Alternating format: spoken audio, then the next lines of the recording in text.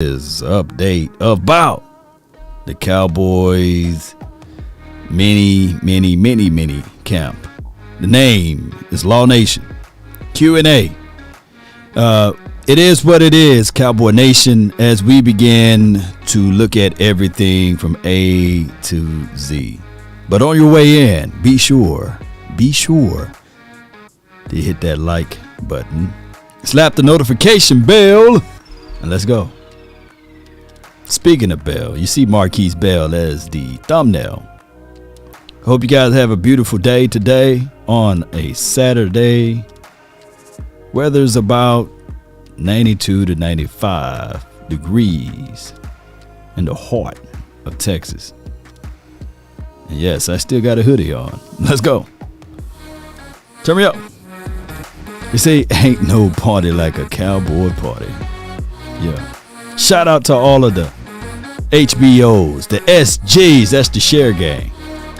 Or it could be the scissor gang. Let's cut this segment out, baby. Who's ready? And who's running? State your claim right now.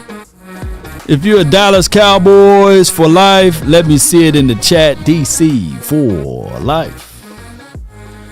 Hey, ho. Come on. All right. Appreciate everybody. I really thank you all for jumping in. The name is Law Nation, and shout out to all of you guys for being part of this episode.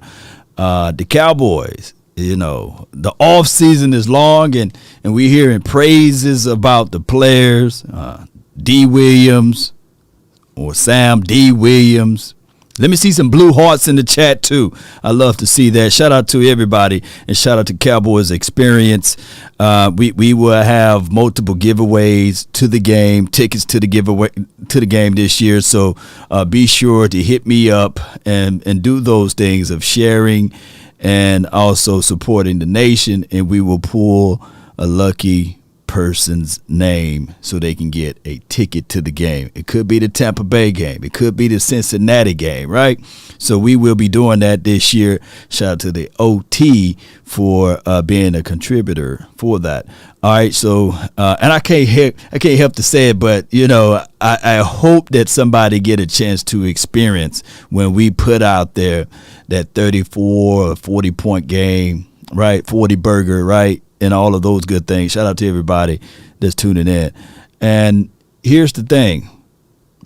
I get it. If you want to be Debbie Downer, right? If you're saying, oh, this team is not going anywhere, you can have those thoughts. I'm not here to change your opinion. Those convinced against their will is of the same opinion still. Write that down, right? But I'm with the mindset that this team, man, collectively, this team on the defensive side, those boys are rolling, baby. And paper chaps is one thing, right? You can have that crown. You can have that title. But when it's time to put that helmet on, the pads on, that's a whole different story, right? Cowboy Nation, shout out to those who watched the video this morning. Pretty much was going over Parsons. Michael Parsons is a different type of animal, right? And he's still working. He's still young. He still got wetness behind the ear, right? And by him going through the training aspect of Big Charles Haley teaching him the ropes or showing him the ropes, that goes a long way, Cowboy Nation. It flat out do. We signed Will Fuller and trading for Deion Jones. This is from Sam Rowe. Will Fuller will have to fight, claw, and punch the air to get a spot on his team. He would have to go through a lot. And the moment he dropped the ball, we'll be looking at him, right?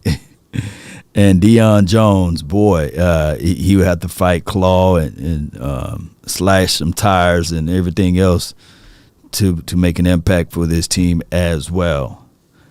And that's the reality of it. But I do like their skill sets, right? But shout out to you, Sam Rowe.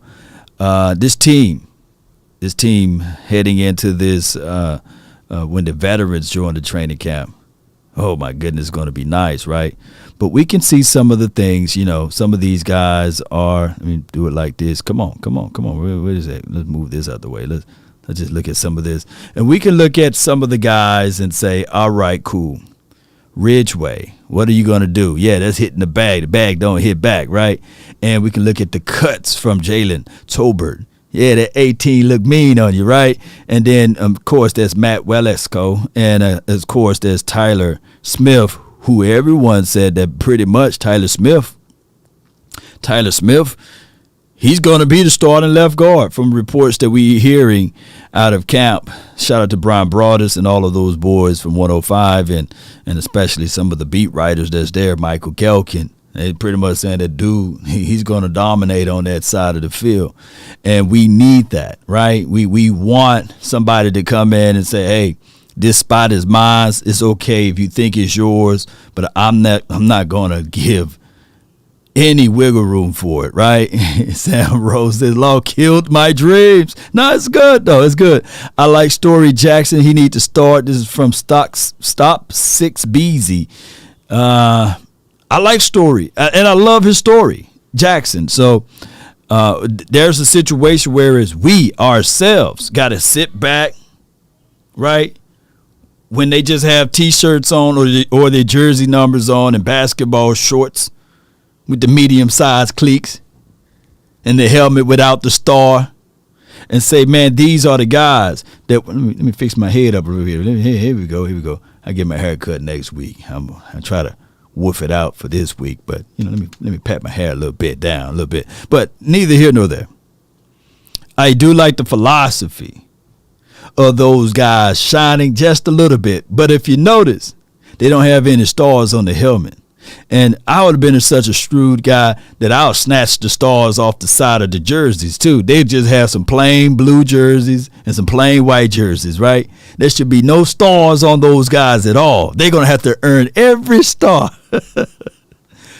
And then I would talk to the NFL Players Committee and say, even when they play preseason games, I do not want to see a star on the side of their helmet until the final 53.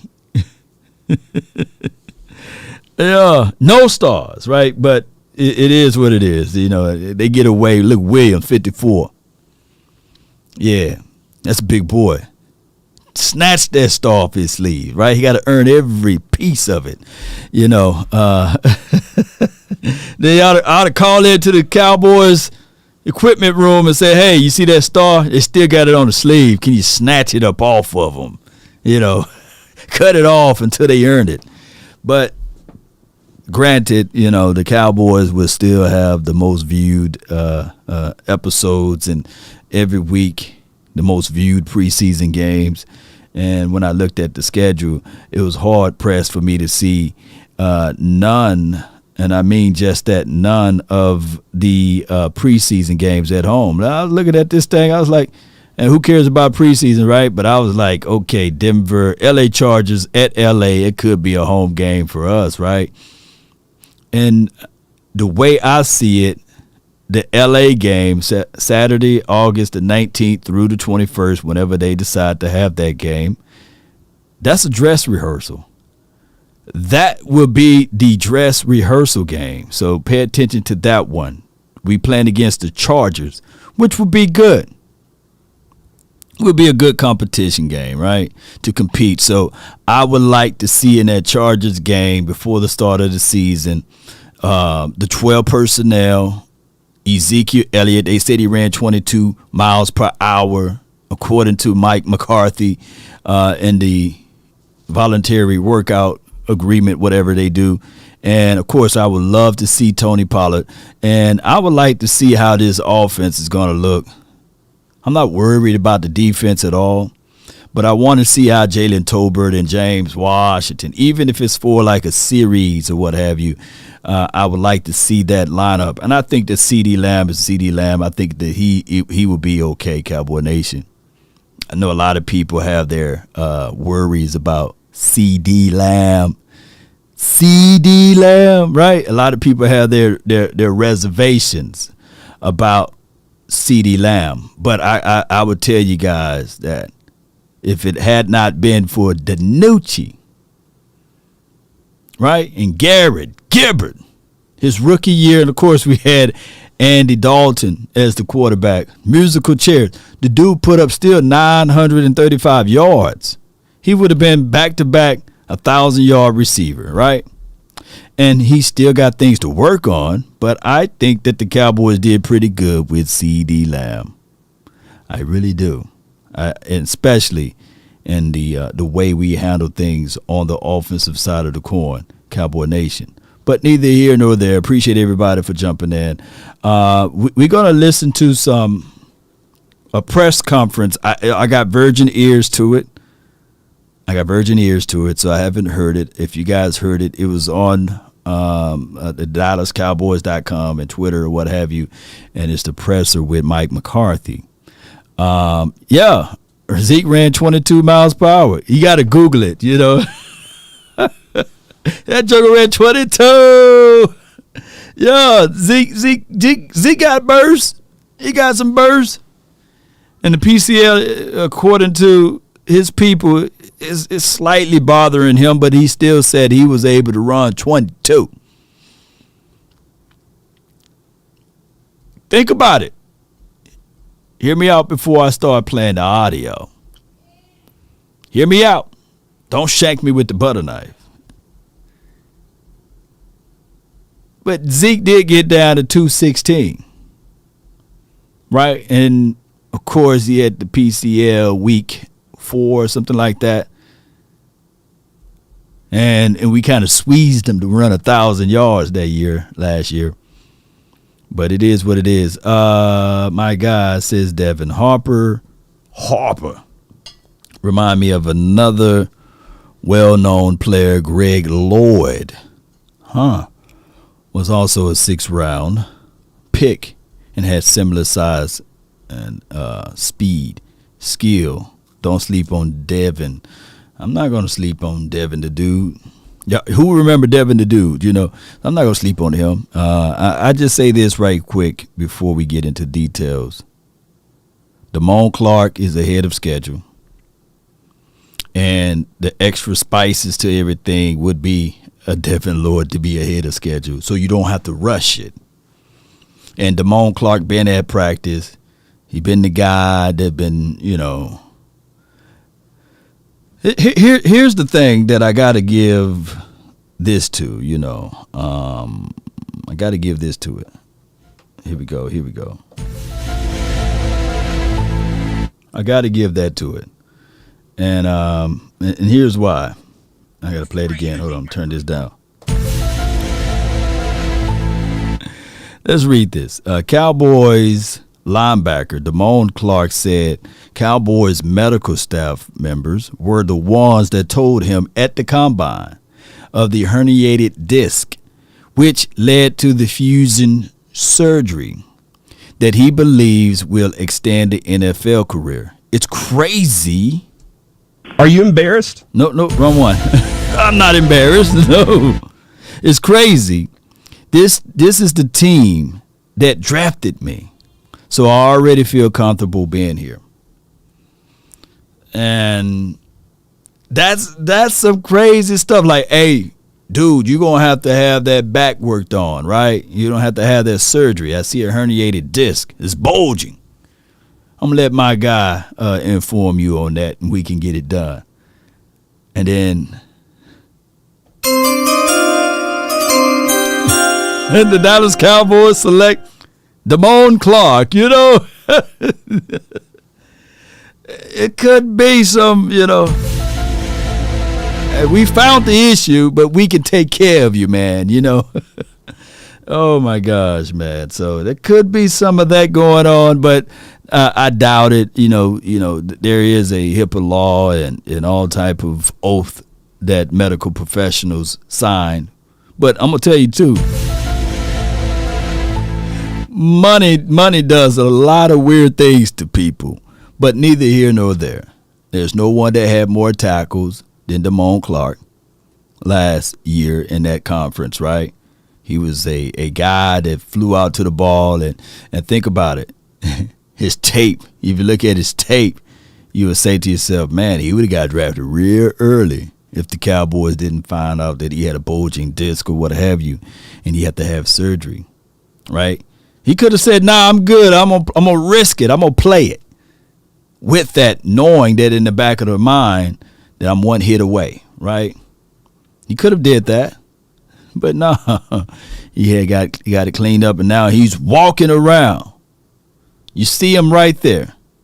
That's him right there. That's Damone Clark. Do you see him on crutches? Do you see him in a wheelchair? And you can see the muscles in the legs, so you can tell that dude's still in shape. You don't see the little leg, right?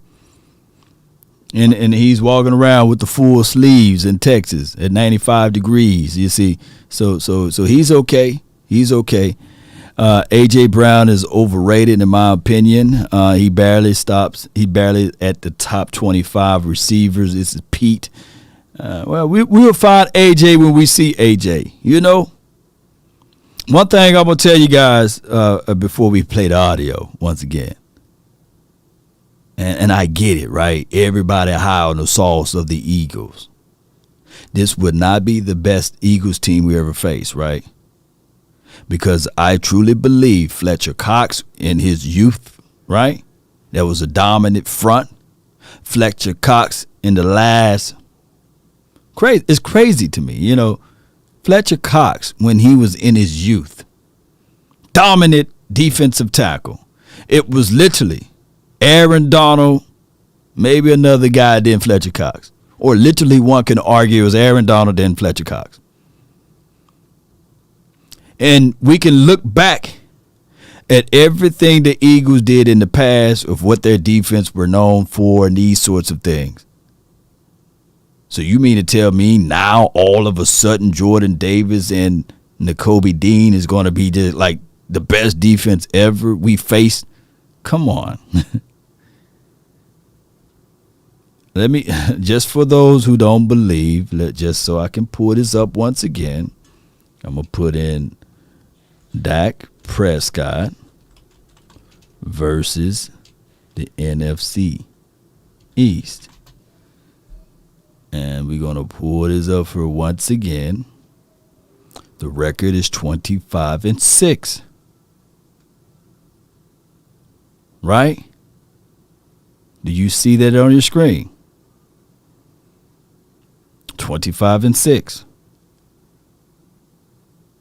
I'm quite sure along that time frame, the Eagles defense were better than what they are now, present day. I can't make this stuff up. Like or share. Yeah, man, y'all hit that like button. Y'all hit that like button, or you get hit with the shame. That's what it is. That's what it is. Shame. Shame. Shame. Yeah, so let's listen to Coach. The injury front, definitely going through the experience with Leighton, and there was a couple other comparables. So, that was definitely part.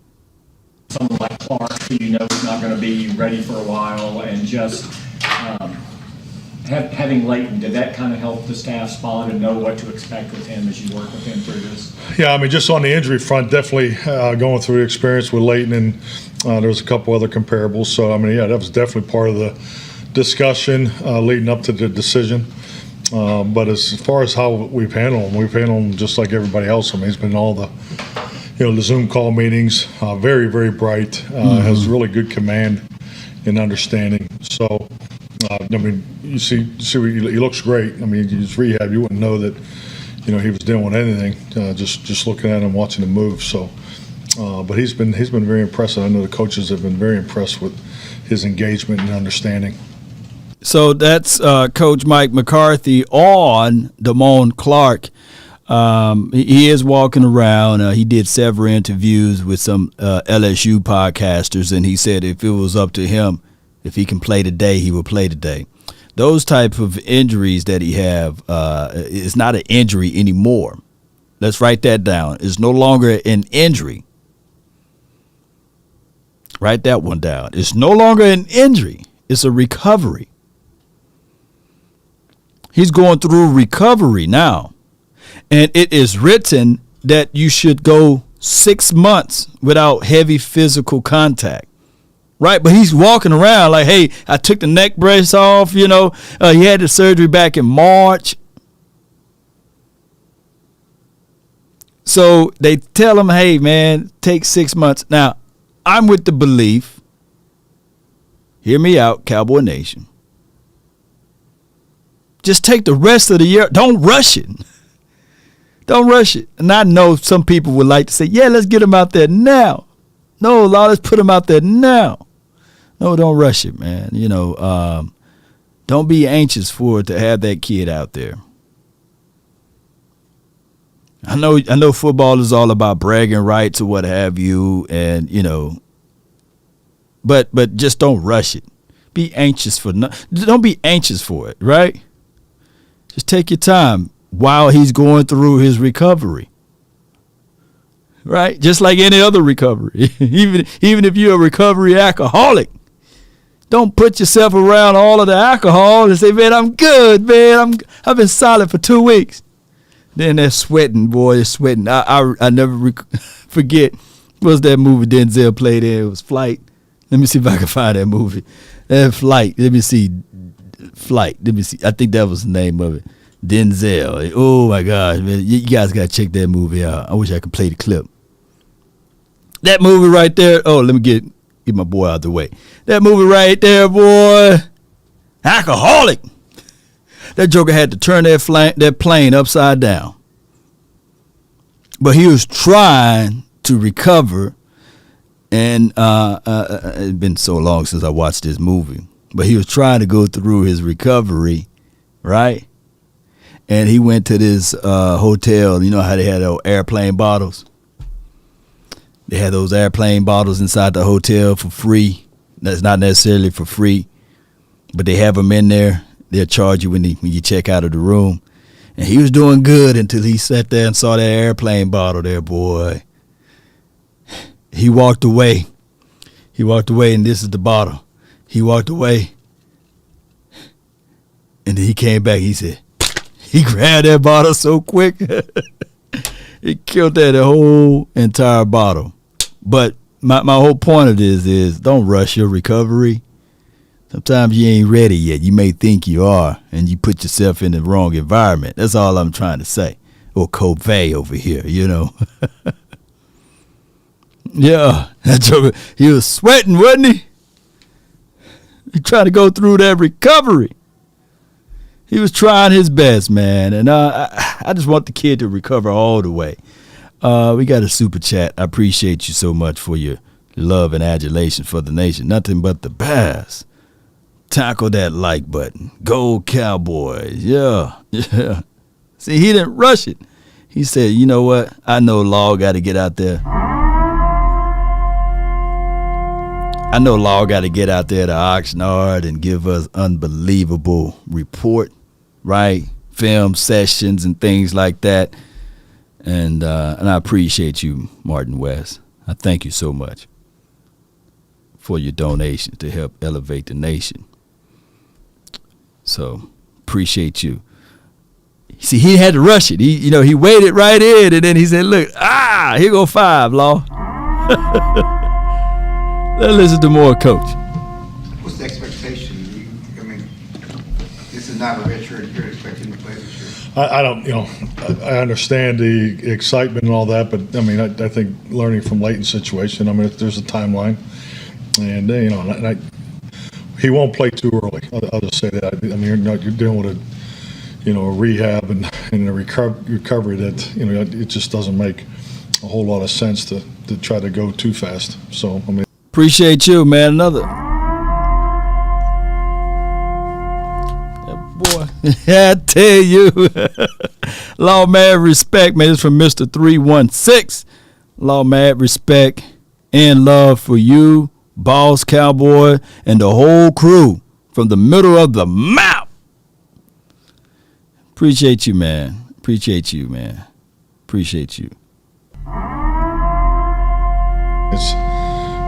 He'll be given plenty of time to heal, and like just a little that he's been around here. But as far as his engagement and understanding, he's done an excellent job. A little hotter and no wind today. How do you think your guys handled that? I thought they made it across the finish line today, so I think that was all part of it.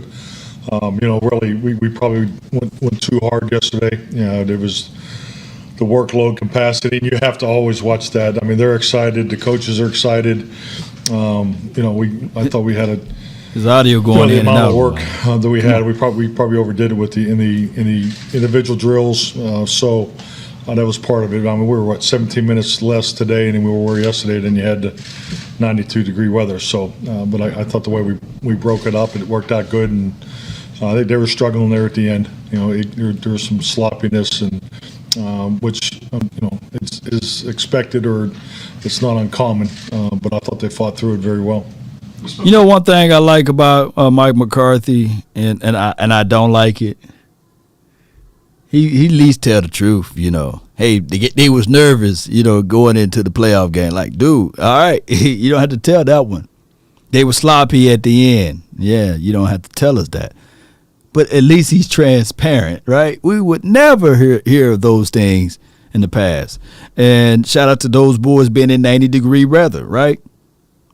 And he said that they had to end it, 17 minutes earlier? So somebody asked, who are you impressed of so far? With my natural eyes, I don't have access to that. Nope. Only have stuff second and third information. So when I get first-person information, I'll let you know.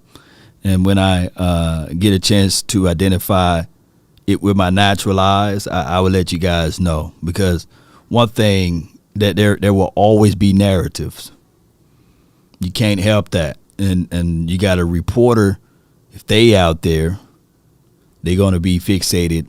And let's be real. Some reporters never played the game, right? Some reporters can report the game, but they don't understand. Like, if you're a reporter and you never played the game, or if you're not even athletic, you may not understand it or speak to it from a certain point of view. You can only speak to it from, hey, this guy ran 3 wind sprints and he's tired now. But did you understand that he was doing the sled over there? Did you understand that he was doing a mental process of this X, Y, and Z? So there's different levels to it, right? So I believe when people come to the channel, they're getting it from a raw perspective of like, hey, I'm showing you this is why he's huffing and puffing. And that's why you guys, when you looked at my Malik Hooker film last year when I was out there in Oxnard getting it out of the mud, yeah, he's working the chords now. Hey, this is the reason why. And I break it down to a degree, whereas then you can tap to it and say, yeah, damn, Law was right. He's right on the money, but it's going to take him time. Not week 1, not week 2. It's going to take him time, right? But there will be a reporter that will report, he's late. He's not fast. He's slow to the whistle, what have you. Why? Let's give the technicalities of it. So that's why it's good to have different sets of opinion, different eyes, so you can see it from a different purview. Not to sully or denigrate a person who never did it, but that's just the reality of it, right? From athletics points of view. Jerry loves him some cheap wine. White stripes. Pete, leave Jerry alone now. Leave Jerry alone. So glad Cowboys don't have a new coach. Hello. Yeah, appreciate you. Shout out to Sadiq. Shout out to everybody, the mods out there, man, and Asmodeus, man. Coach don't like sloppiness. Yeah, Chuck. And Chuck knows. Chuck knows. A couple different players about their multiple sport backgrounds coming up, and I think every first-round pick in the NFL draft this year played more than one sport in high school. I love that. Do you see a correlation to that, where guys are not just football players, but they're athletes in general? And how have you seen in your career that kind of help, in the transition to the NFL and maybe correlate to success? Absolutely. I think there's very high correlation to that. I think when you talk about, when people talk about instincts, awareness, hand-eye coordination, where does that come from? It's you're not just born with all that. Obviously all these men that play in the National Football League are very, very gifted individuals. But why is one guy's instincts and awareness and understanding of spacing and is better than others? I think it directly comes from their experience playing multiple sports. I've always been a big fan of multiple sports, and I think like a lot of us, in our generation, that you just went from one sport to the other. But, I think these last two generations, particularly even in the state of Texas, I'm experiencing it with my kids. They want you to pick a sport in the fourth grade, which I think is crazy. But Texas, man, and I'm going against Texas sports here, but competition. But I am a big fan of multiple sports. I think it really helps the individual, and I think you definitely see it. It's been very accurate, as far as assessing players coming into our league, and it's definitely part of the draft process. Interesting too. Shout out to those, man. The audio is a little choppy, and I think it's on their end.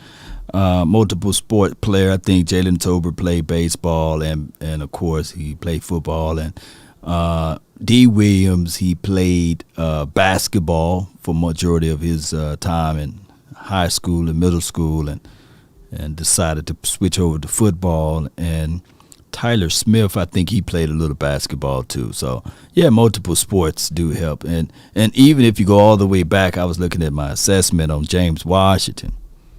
The dude was a track athlete, plus he played that tennis. So you can see some of the dexterity, the fluidness in his routes, that you can see some great athleticism for 5'11", and when it's time to see the veterans, Cowboy Nation, you'll see that James Washington, he's not built like this, he built like this. That dude is wide Washington, and you'll see the footwork. He got short area quickness. Not that top separation, but he can find himself taking the top off the defense. And that's the craziest thing, right, off of James Washington. And the craziest thing, and this is why I tell people don't fall in love with the 4.5 or not the 4.5, because people kind of say 4.5 is slow now. But don't fall in love with the 4.3 speeds or the 4.4 speeds. But look at short area quickness. And many of the times we've seen the playmaker find himself in the back of the field, right?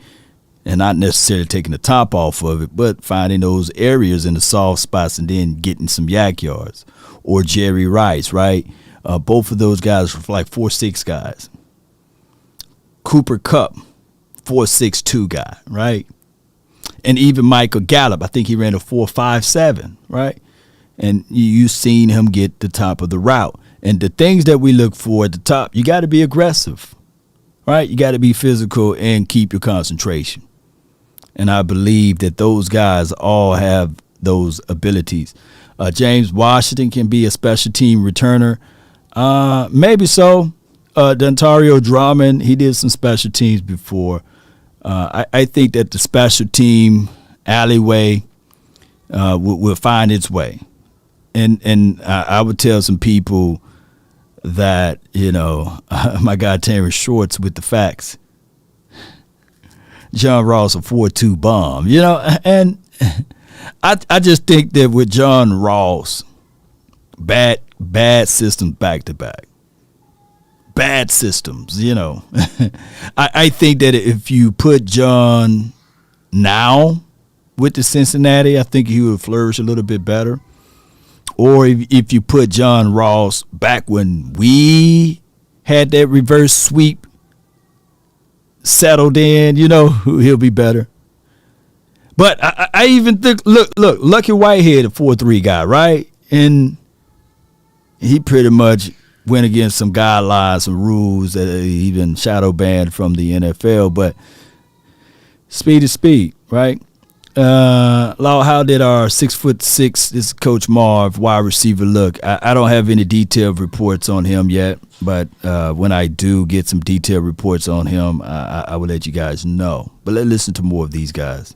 Nakai Montgomery is a guy who's trying to make your team, and he's also right now, he was just drafted as a professional lacrosse player at the same time. I mean, have you seen his ability to just speak to his in general? This journey for him is kind of an interesting one. Yeah, definitely. I mean, I think if you see him in tight quarters and even in the spatial part of it, it's not uncommon. I mean, he looks natural out there. You would not know that he hasn't played football in 4 years. So, but I think definitely his experiences, has helped him. And like I said, I think it's a big factor of, how guys can do more. And I think even today's NFL. God, dog, y'all can hear that audio? Probably 10, 15 years ago, with, the game's played so much more in space now, with the rule changes and, receivers running across the middle, with free access and things like that. So, the instincts, awareness, and ability to play in those spatial situations, I think it definitely helps them.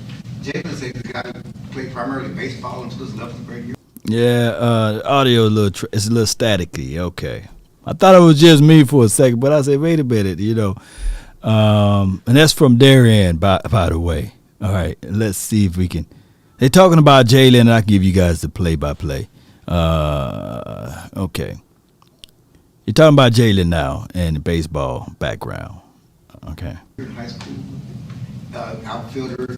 He's surprised he's developed so much. It's just not playing that much football, and does baseball help him track the football? Oh, totally. I mean, hand-eye coordination, tracking, those are all, things that you could see just in the drill we did today. I mean, most of those guys handled it very well. I mean, I've done that drill for a number of years, and this group, these 2 days, they did it very well. We had the punts in the wind yesterday, and then made them go a little longer distance today with the kickoff ball. So, I think all those things help. And in Jalen's case, just using his words, I know he expressed to me that he hadn't played a lot of football, and that he has a very high ceiling, and I think that's very exciting.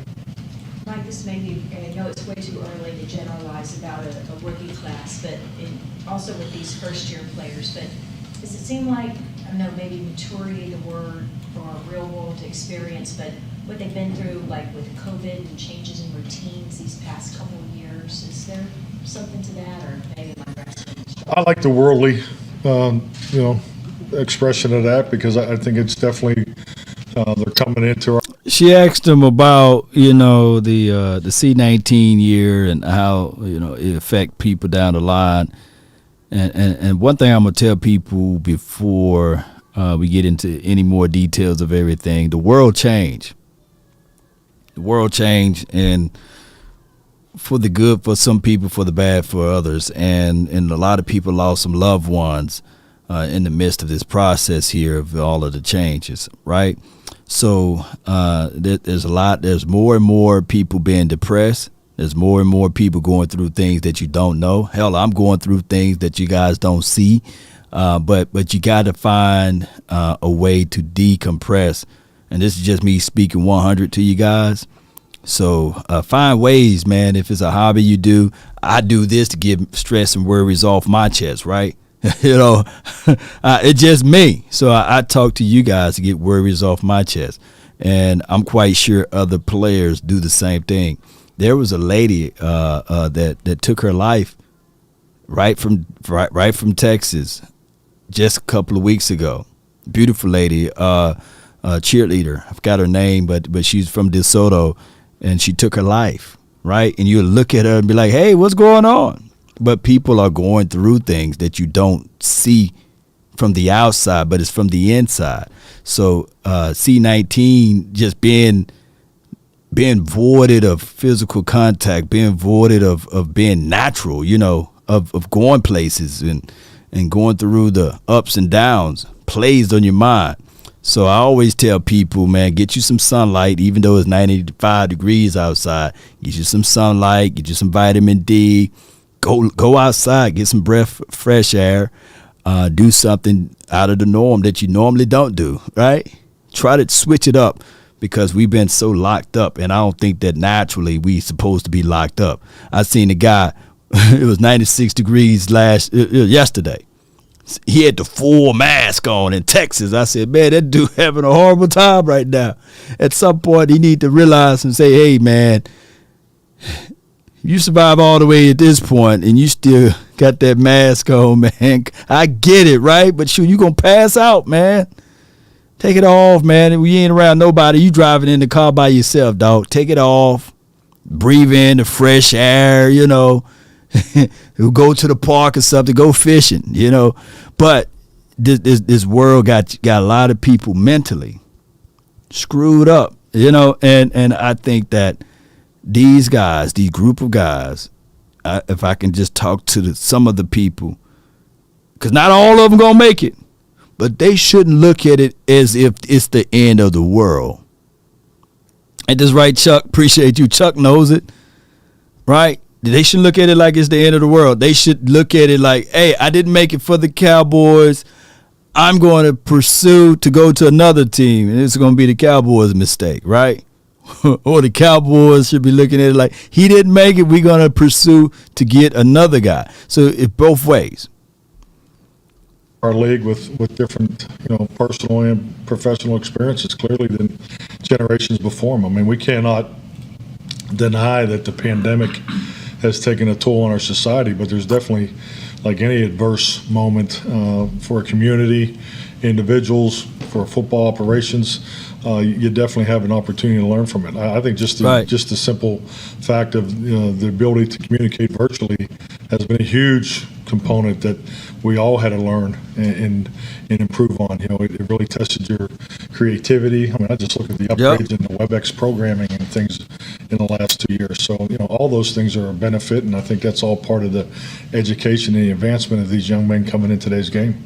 We were talking about how well prepared they were coming into this camp yesterday, and you talked about the virtual component. Without giving away any trade secrets, I mean, how much contact did you have with them since the moment they were drafted until they got here on Thursday night? What was I had a little, direct contact, but the coaches, I mean, they had daily contact with them. I mean, it's our afternoons were our whole afternoon block from 3 o'clock on was set for position coach meetings with the players. So it was almost pretty much daily contact with the rookie class. We talked to Jonathan Garibay a little bit about the big 62-yarder that he made in college to win the game at Texas Tech. When you see Garibay, you're talking about Garibay against Iowa State, yeah. He was telling me about the one against Baylor yesterday, so I was just trying to. God, dog, this audio is trash. Kicks, though, like that Come on. College, that distance, is that, to your mind, say, okay, he's able to handle the stage, probably, You know what his audio sound like? Right before, like, you ever watched The Matrix and they were trying to get transported back to the other side and they pick up the phone? That's what it sound like. Cowboys should go out and trade for Laviska Shenault. It will be a low-key trade, low-risk, high-reward type of player. Laviska Shenault, Colorado guy. Also, DeSoto's Texas old, right? Laviska Shenault. I know Coach Bird would love to work out with Laviska. He's the guy that teaches up and coaches up some of these players. From the Jaguars. I don't know, man. We play the Jaguars this year, too, and they may want to hold on to them. But to your point there, that would be I do like Laviska Shenault. He's a guy that you can do a lot of gadget stuff with. He can throw the ball. He can do the end around pretty well. He got yak. He's real quick off of his releases. But until there's tractions, I don't think that the Cowboys will be looking at that. We got so many, if you understand, we got so many people, Ryan, on this team that they have high hopes for. Semi Fehoko, TJ Vasher, Dontario Drummond, Ty Fogel, Jalen Tolbert, James Washington. They still have a love for Noah Brown. Excuse me. I left out C.D. Lamb. So there's a lot of guys. Who else? Michael Gallup. This room is filled with a lot of players, man. Law, I'm snitching on the chat. We have 391 people in here and only 121 likes. What's going on with y'all? Shame. Y'all hit that like button. Shame. I mean, definitely. Shame. I think like anything, you're looking for experience for these young guys, and especially at that position, and for a young kicker. I mean, we all understand what the statistics tell you. So, but yeah, that's definitely something. I had a very interesting conversation yesterday. We were talking about the wind, because how windy it was and how he gauged the wind, how he measured it, and what his approach was. So, I mean, for a young guy, I think he has a really good understanding. Obviously, he has a great place. Coming from Texas Tech, I'm laughing, but I think he has a little bit of experience dealing with the wind. So, what changes for you with an inexperienced kicker? You got to go back, I think, to your second and you're in Green Bay when you went with Crosby. What changes when you have, you had an experienced guy. I know Gregory had some misses, but Patience. How are you at that? Better today than I was, in 2007, I'll say that. But it was a good experience to go through. With Coach Yates starting, obviously. God, dog, I can't listen to more. Y'all want me to keep going with this one? I got other audio I can play. Other videos I can play. So what they asked him is, how are you feeling with an inexperienced kicker, right? Kickers got to go through their growing pains. Not necessarily, right? What's that kicker for the Ravens? I don't think he had any growing pains. What's his name? Y'all help me out. That joker really good. So kickers are kickers. But it goes back to this, if you're depending on the kicker, shoot. That's just part of the battle, though. But Justin Tucker, right? Justin Tuck. Or Tuck. Justin Tuck. Is it J Tuck? Shout out to J Tuck. You can find a diamond in the rough, man. So if Jonathan Garibay can be the next Dallas Cowboys kicker, missing the field goals, I get it, right? But missing extra points, that's something that, hey, and then you go back and experience or not, say, man, we don't even practice those. That's what our last kicker, Greg Zuerlein, said, hey, I don't even practice those. Well, why you miss? Right? At this point, you're supposed to be automatic with the field goal kick, the extra kick after you scored a touchdown. That nothing burns me more than watching the team march all the way down the field for 70 or 80 yards, and you punch it in for the score, and then it's a missed field goal kick after it's missed extra point. That burns me more. They cut Chris Nagar. Yeah, they cut him, and I understand the reason why. Missing 34 kicks. Yeah, man, you got to make those, man. You getting paid millions. Don't you know you getting paid millions of dollars, man, to make a kick? Lost the ability to have 10 because of the Practicing too good. Yeah, practicing too good. God, dog this audio. So that they're target max to 9. Do you guys have 8 scheduled as opposed to 9? What went into that decision?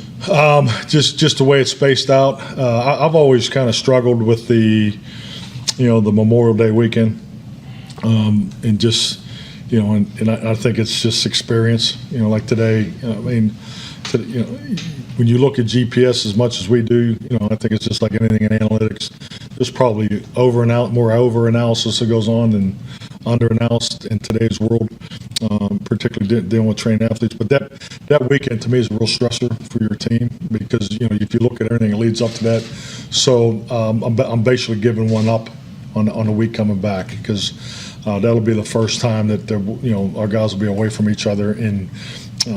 Particularly with our guys being here in the captain's workouts, that's kind of a built-in break where when we come off, we're only going to go 2, then we're going to go to 4, and then we'll finish the mini camp. So it's more of the design that we have is fitting our practice and what we're trying to get done in the weight room. So that's why I'm not going 3 after the coming off of that. God, dog, I'm trying to decipher this, man, for everyone. So what he said, what worries him is Memorial Day, right? That's when the players are away from the organization. Dallas just got to be careful. You can get into the wrong crowds of things, and Dallas it's a I ain't gonna say up and coming city because it's already here, it's established, right? But some pockets, Dallas is a pocket area basically, and you got to know where you're at basically. And if I could say this. Like the colony, like if you around that area and you driving and you had a taste, you had one of those, right there, KZ specials. Call it Uber, man. Uber. Call me, hell, But nah, call somebody and get to your destination, man. Don't call Jerry, though. Jerry, don't have Jerry driving as well. But call somebody, man. Call somebody to get you to your destination if you had a little taste. And we know how it goes, man. Man up camp. it's just Texas roads are different, man. And some roads are designed for you to have a wreck. Believe it or not, in Texas, man, they still building. There's so much construction going on, man. And it sound crass when I said that, but man, that's the reality of it, man. You be like, man, you would think that it's a 2-lane, but no, it's a one-way. It's a one-way. It's a one-way road, and I think we had picked up some guy a couple of years back. He didn't even make it to training camp. He went down the wrong way. I think he used to play for the Eagles or somebody, and we picked him up, and the dude went down the wrong way. Beep, beep, beep, beep, beep. That's how it sound like. You see them Christmas lights behind you. You're like, I know this is not December. Oh my goodness.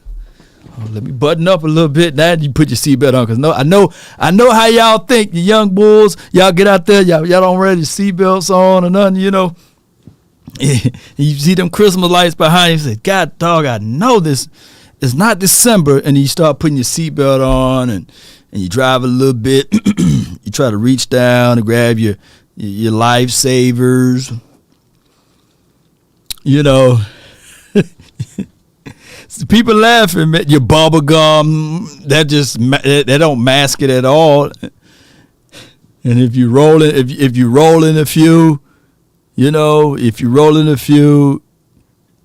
gonna play this. I ain't gonna play that bite. But y'all know what I'm talking. I'm gonna play that bite. You know, you already know. You already know if you're rolling a few and you fooling around and you're on the wrong side of the town. Smoke weed every. You know, you rolling a few, your eyes a little tight. Or you got your shades on and it's 2:00 in the morning. This Dallas, it's gonna be the bust of the year for them. I'm zooted, yup. Can't ride dirty in Dallas, man. That's the bottom line. And fellas, if you're having that party, had that NDA agreement. Just have it there. Cell phones at the front. My guy right here got the cell phone. You sign this NDA. We're going to have a good time, ladies and gentlemen. And if you got to punch the DJ, make sure you sign the NDA. Make sure the DJ sign that NDA, right? Right before he start DJing at your particular spot or wherever you're going. This is the most worrisome time before we get out to Oxnard, right? Because I'm going to keep you 100 with you guys. Some of these players never touched $100,000. Some of these players never seen $50,000. And when that check come in, the first thing they want to do, they want to go to Taboo or they want to go to whatever club that's jumping around here with a fistful of cash. And you want to show out in front of their homies, right? Right, so D Hood, he know what I'm talking about. D Hood, no, he's a law UFO, but you know what I'm talking about, right? He want to show off. I got a fistful of cash, right? and you got a long time. You athletic, and you in Dallas, uptown somewhere, wherever you at, and you thinking that you high rolling. But I come here to tell the rookies, I wish we had a rookie symposium, whereas, you know, they just let some of the people from the streets talk to them verse 2. And let Chris Carter, call Chris Carter in. Chris Carter was right. You need your fall guy. But Chris Carter was right, but it just didn't come out right? He got recorded. But these young guys got to understand they don't have a lot of money. Can somebody put down all of the teams that we have in Dallas? We got the Dallas Stars, we got the Dallas Mavericks, we got the Texas Rangers. We got people with money. We got street money dudes out here. People got some money, baby. And you think you high rolling because you got your $100,000 or you signed your $2.3 million check or contract for the Cowboys? Some people make that last week. And you got your investors. You got a lot of people with money. So you walking in there thinking that you finna make it rain and you the big stuff, right? Expat man, you know, when he was up in here, you may have a lot of money to yourself, but there's some stock traders in Dallas that's making $100,000 a day. And trust me, and you got boxers, professional boxers around here. What EJ just made a couple of weeks ago, fighting Uyghurs. I think it was like 15 to 16 million. Let me quit talking before people start knocking on the door. Law, how much money you got, then? You, Law, can you break me off something, man? I'm like, nah, man. Hey, paper or plastic on my end, you know. 4-day week, so. Just I've had a lot of. Oh, now that's the best one. Leon said it right. Leon says everyone's ideal of money is different, and especially in Dallas. Dallas is a central location. It's a central city. 2 airports. What happened when you are centrally located, right? With all of the attraction. I'm going to just say snowfall. I'm just going to say snowfall. And if you can put pieces together, you say, yeah, law spitting truth. It's a lot of snowfall in Dallas. Yeah, historically. And it's 90 degrees. Well, let's go as a guy that you just see him out there, like, dang, pretty big dude. I mean, I don't know how much. Obviously, it's an obvious. That's a great question. What's it like, you know, when you ever see these guys for the first, see a guy like him for the first time in person? Yeah, I mean, he's everything we thought he was going to be. I mean, actually, I met him at the combine, so I mean, we interviewed him at the combine, so I was impressed with him. You know, and I've said this already a number of times, but you know, he reminded me, you know, just because of his, you know, you look at his shoulder width and his 36-inch arms. The first great left tackle that I had a chance to be around was a gentleman by the name of John Alt in Kansas City, and Matt reminded me a lot of just how he did such a great job playing with patience and using his length. Now, John, they were different body types, but you know, both 6'7", had very long arms. So, and then when I saw him move his feet and so forth, it was very easy to get excited about him. Yeah.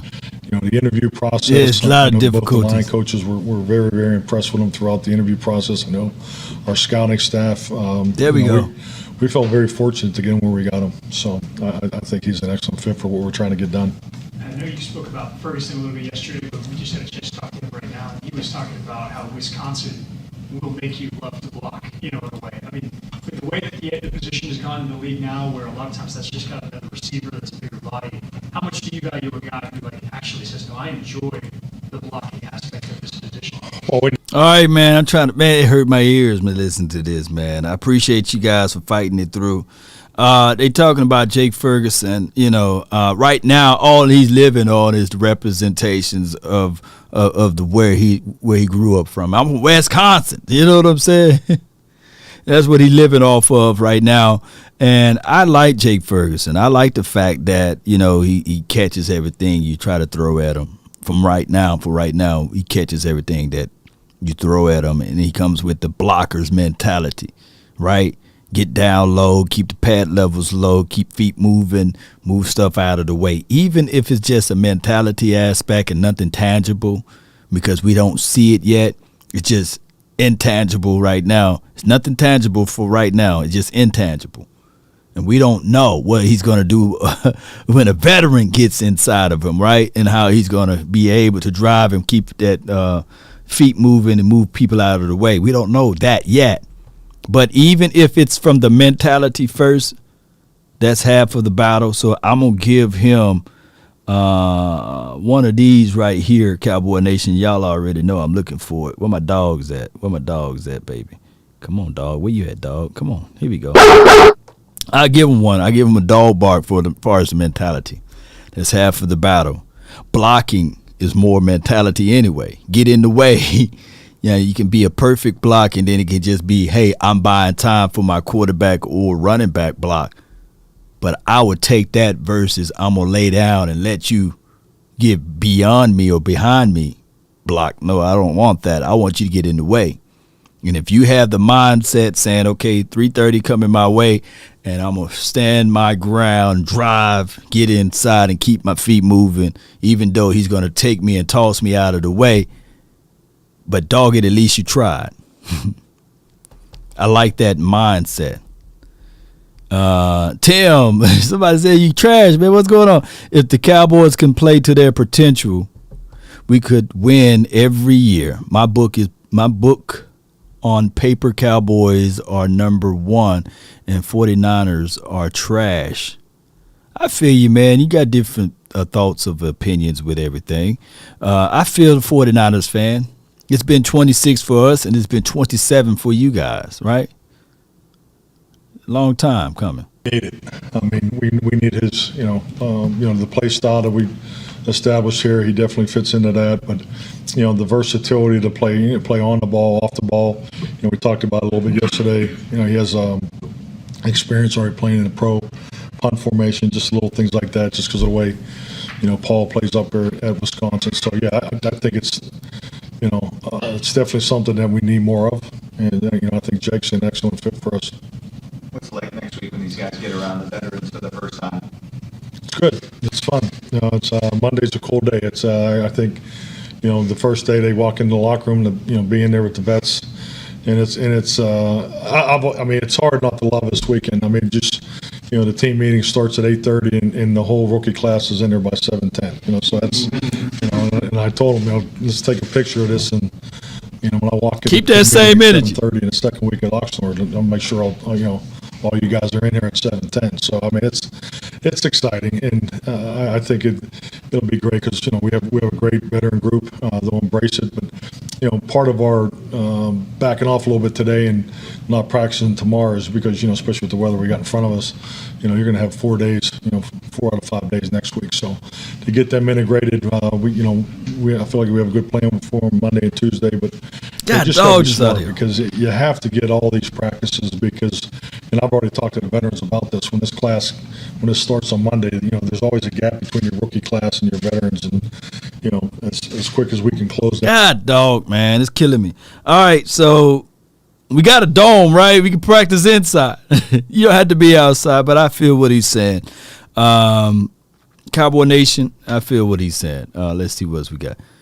I got some audio. Well, you guys want to hear it? I'm gonna let you guys be in control of this one. You want to hear the Sam Williams, Kellen Moore, Jalen Tolbert, and man, this would be forever, huh? You guys, where we at? How many people we got? We got some people watching. The interaction is still good. Y'all want me to keep going?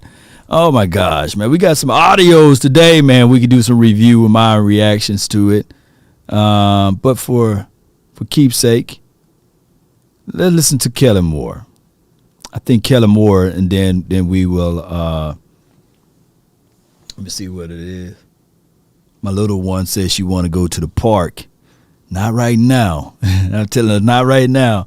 And I got a playground set in the backyard, and all I had to do is just take her outside in the backyard, and it'd be like, I count 1, 2, 3, 4. Daddy, can we go back inside? I say, yeah. But the sweet time is like 6 or 7. So I might just do it around there. Let's play. Let's see if this audio is better. Let's see. Get going. It's low. The operation stuff, they obviously got. But it's clear. Stuff to figure out, but I think just seeing them operate and get in and out of the huddle and do the little things, I think that's been awesome so far. Yes. Howard, left guard, what you see from him, and just talk about starting him there.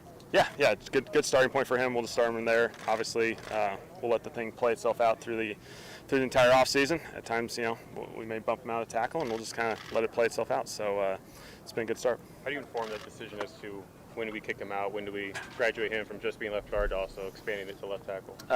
We'll just take it day by day, truly.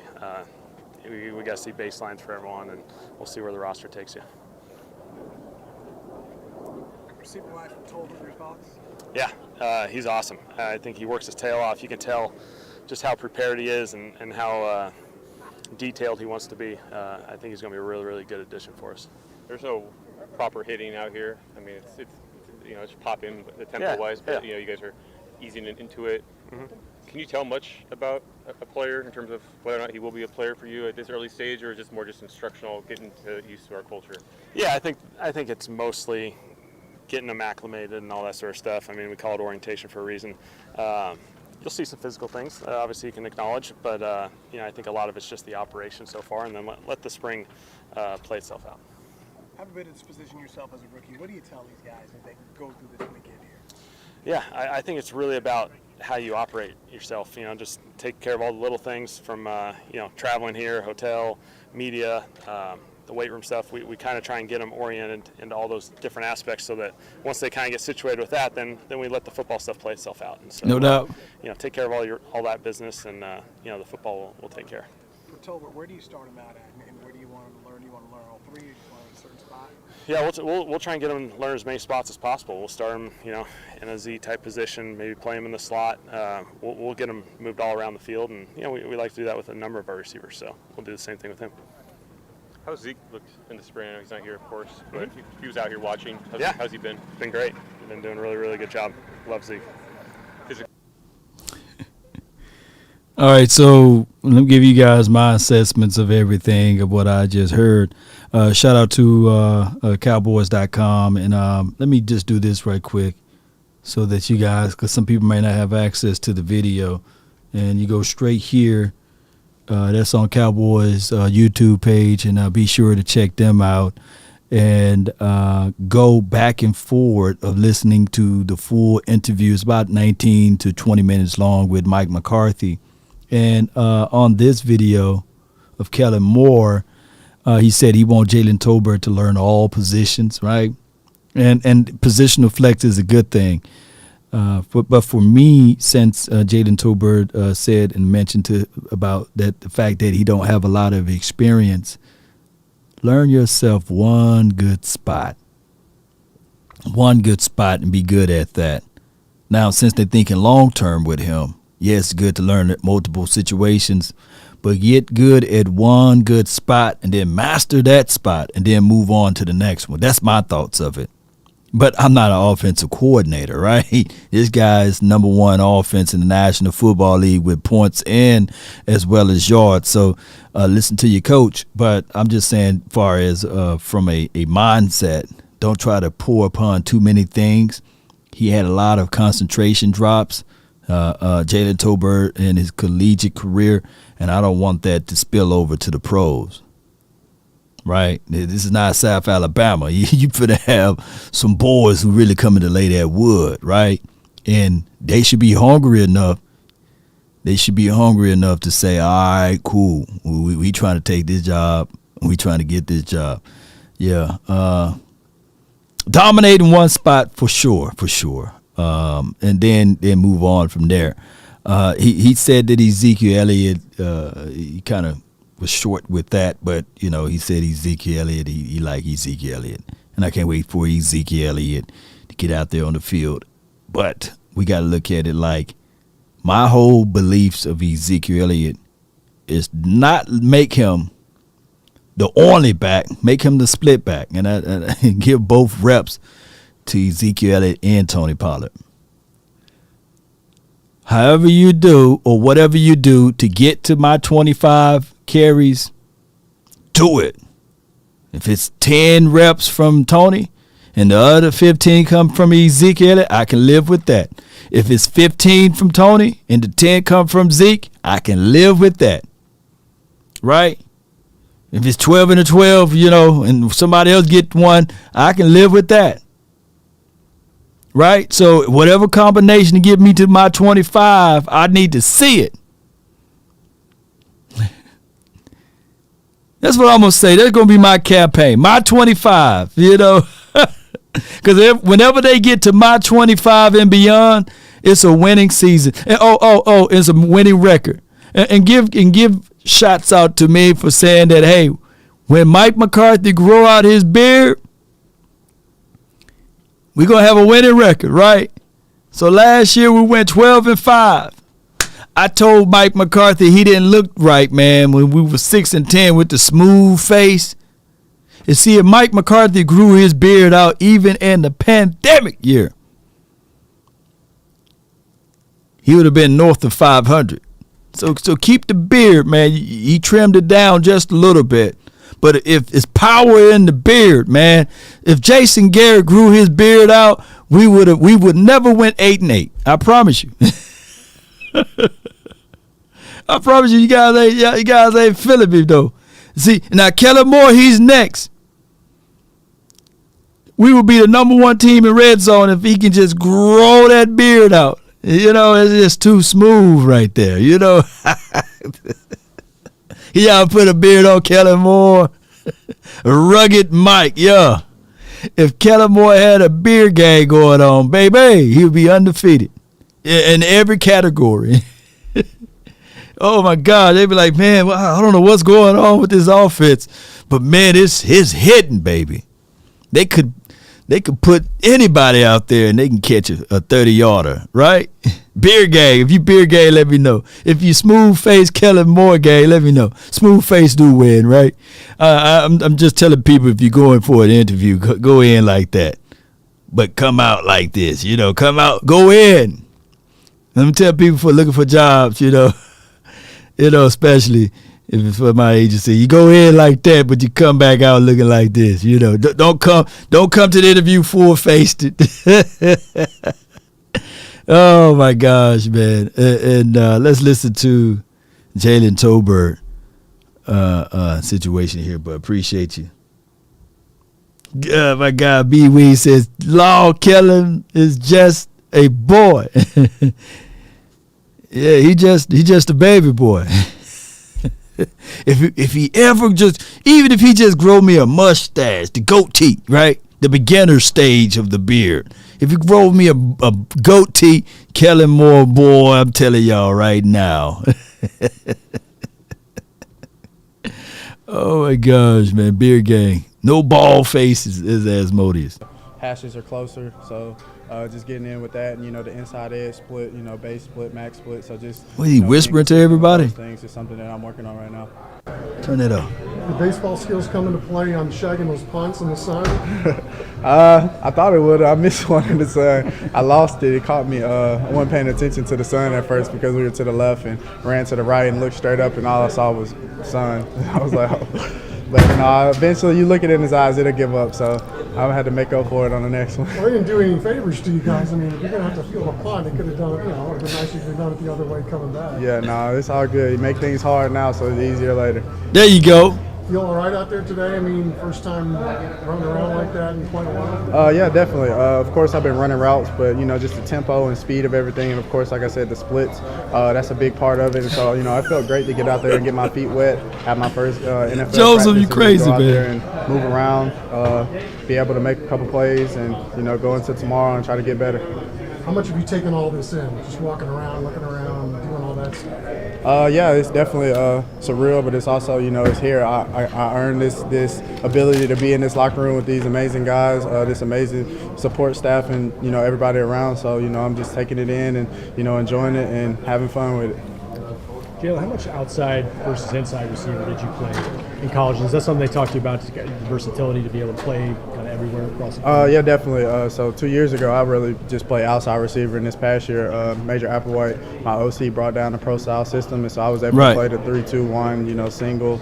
You know, wherever he put me at, I played multiple spots in the game. And so I think that's something that Coach McCarthy loves about, you know, my game, is that my versatility showed up on tape. And so, you know, when I actually talked with him, you know, that's one thing that he emphasizes, me learning all the spots. And so, you know, if CD or MG got to go somewhere else, I can go, you know, not just be locked into like a F or a Z. I can play all of the above. And so, you know, I think that they're excited about that. And I'm excited about being able to move around and get matchups with, you know, people that probably shouldn't be guarding me. Yeah, I do like that aspect of it. But right now, my guy should be having his pen out and writing down names. He's saying, oh yeah, they counted me out. They counted me out. They counted me out. Let me write their names down. You know, they should be literally writing down names and saying, okay, my name is James Washington. You know, and he said MJ and CD, but he didn't say me. So I'm writing his name down right now. This young blood thinking I'm going to have him carrying my pads all the way through Oxnard. You know, I'm 83, he's 18. I'm finna show him, you know. Or even Fehoko. Oh, you the new fish. Oh, okay. Oh, you think you privileged. Oh, okay, you third round. Oh, okay, you grinning. Oh, my goodness, man. We'll see, man. We'll see the mentality of it because there should be a dogfight even on the same side. Right? There should be none of the guys, like, real talk, none of the guys should be sitting there looking at him like, oh, he got this. You know, he third round. You know, he got this. Shoot, TJ should be looking at it like, no, those are my reps. Those are my snaps that I'm supposed to be getting too. It's competition. He sound like a young Dak. Yeah, he do. What about, I forgot about Noah. Noah Brown should be like, yeah. All right, they. Shout out to Noah Brown, man.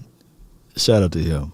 A little more natural on the outside now? Is the slot where you need the most work, or how do you kind of view your comfort level with the different spots? I think I'm low-key natural in both. I think the slot is just I need to work on more of the slot type route. So usually I'm the downfield kind of deep threat at receiver, and so now I just need to be able to get consistent on whip routes and change the direction, in the middle of the field in the box with the linebacker. So that's something that I've been working on as well throughout training. Who are your favorite receivers to watch? Julio. The boy ripped up though. Actually watched CD. His yards after catch is amazing. So I really watch YouTube. Any receiver who pops up, watch it. Try to get a little something from everybody and sprinkle it into my game. Have you watched much of Michael Gallup? Because I know some scouts say they see some similarities in your game. If you have, do you see that as well? Yeah, I definitely can see it. He's a great receiver down the field. I think that was one of my strengths coming out. He's able to catch the ball away from his body and make contested catches down the field. And so I'm honestly excited for him to get back on the field, and I can learn more from him in person instead of just watching it on YouTube or film. And so, like I said, it's a special place to be, and got some special receivers around me, so I'm looking forward to growing and learning with them. So he said he watches a lot of YouTube. Shout out to him. So I know we Googled YouTube. He said, hey, man, wait a minute. That dude Law Nation. This is film session on me. And I'm going to watch B and see what he say about me, right? But shout out to Jalen Tolbert, man. So let let you know, too, the youth, they pay close attention to a lot of things that's happening floating around YouTube. My nephew as well, he pay close attention to the YouTube, the releases and how people run routes and what they need to do at the top of the route, disengagements of certain things at the top too. So explosiveness, and they look at all of those things and they try to pick up pieces. He mentioned Devontae Adams. He mentioned CeeDee Lamb, Julio Jones. So those are good names to really pay close attention to. Melton says, I'm thinking 1 year, $6 million for Sue. That was actually his contract 2 years ago. 1 year, $6 million, right? And that was too much money for us. I think it was one for $8 million or something like that. But who's counting? I don't think that the Cowboys are going to entertain Sue. And they have a high upside on Osa, Navel Gallimore, and they have a high love for their draft pick. So I don't think that they're going to go the veteran route. Now, Hakeem Hicks is out there. I've seen storylines of them entertaining that, the JPPs of the world, who else was out there that a lot of people said, hey, they should look at. What's his name? It's Golston or something like that. Goldman from the Chicago Bears.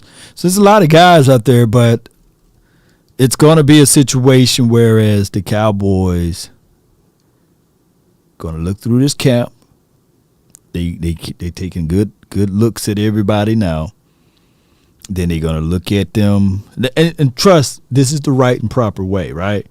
They're going to look at these rookies individually now. Hear me out.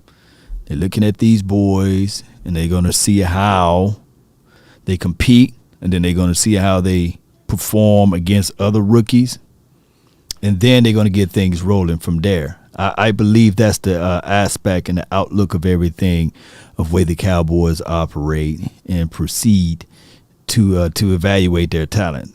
But before they say, okay, let's not look at these rookies, and let's bring in another veteran, they don't operate that way. They really love the youth here. And I don't blame them. There's a lot of money on the table. And when we did went out and got a older guy they tend to snap up on us, right? What was the older guy we had before, and he snapped up on us? I forgot his name from the tip of my tongue. He came from the Tampa Bay Buccaneers. But we looking at all of these guys, and I see somebody says, Stephen White, my dog, says Tolbert is that dude for real. Yeah, McCoy, appreciate you, Ethan. You got a memory like an elephant, right? Yeah, McCoy, I say, God dog. And the person that knocked McCoy out was Tristan Hill. They was doing this type of battle, like pad to pad type of situation, and he fooled around and snapped up. Not saying that you stop looking at veteran guys because you got that to happen for you, but shoot. It was that drill like right there with Smith and Matt is doing right now. That's the same drill, I believe, that McCoy and Tristan Hill was doing, and then all of a sudden that snap up happened. Poe was a big boy though, 380. That joker was real big and he wasn't moving. And when you looked at the film, he looked like he wasn't moving. He was hand over knees, hand on your knees, you know. It was Woods. Oh, Antoine Woods. Well, it was one of those guys. It was Antoine Woods and McCoy. You got a memory like an elephant, Pick and Pop. Appreciate you. It was Woods. Woods said, you ain't finna take my spot. But we hope all is well with Woods, wherever he's gone to, and we hope all is well with my guy, McCoy, whatever team he's went off to. And the Cowboys, it is what it is. If anybody, if they need to take a real good look at, would be Barr. I pointed this out the other day that regardless of the situation with the Cowboys organization and franchise, pick somebody that already know your system, right? Anthony Barr had 3 interceptions last year. As a linebacker, off-ball guy, of course, you can play him on the edge, and then on this type of defense, you'll probably put him at Leo or he'll be your Sam guy. But give me those 3 interceptions, though, man. You know, that would work. That would work. And I looked at the film earlier today, you know, looking at everything. Let me see if I got my YouTube, my Instagram page pulled up. Let me see if I can refresh this one. Well, looking at this right here, even just going over looking at the way Parsons is working out with Charles Haley, right? That's one linebacker. I can only imagine what Anthony Barr would do in this particular system under this philosophy, right?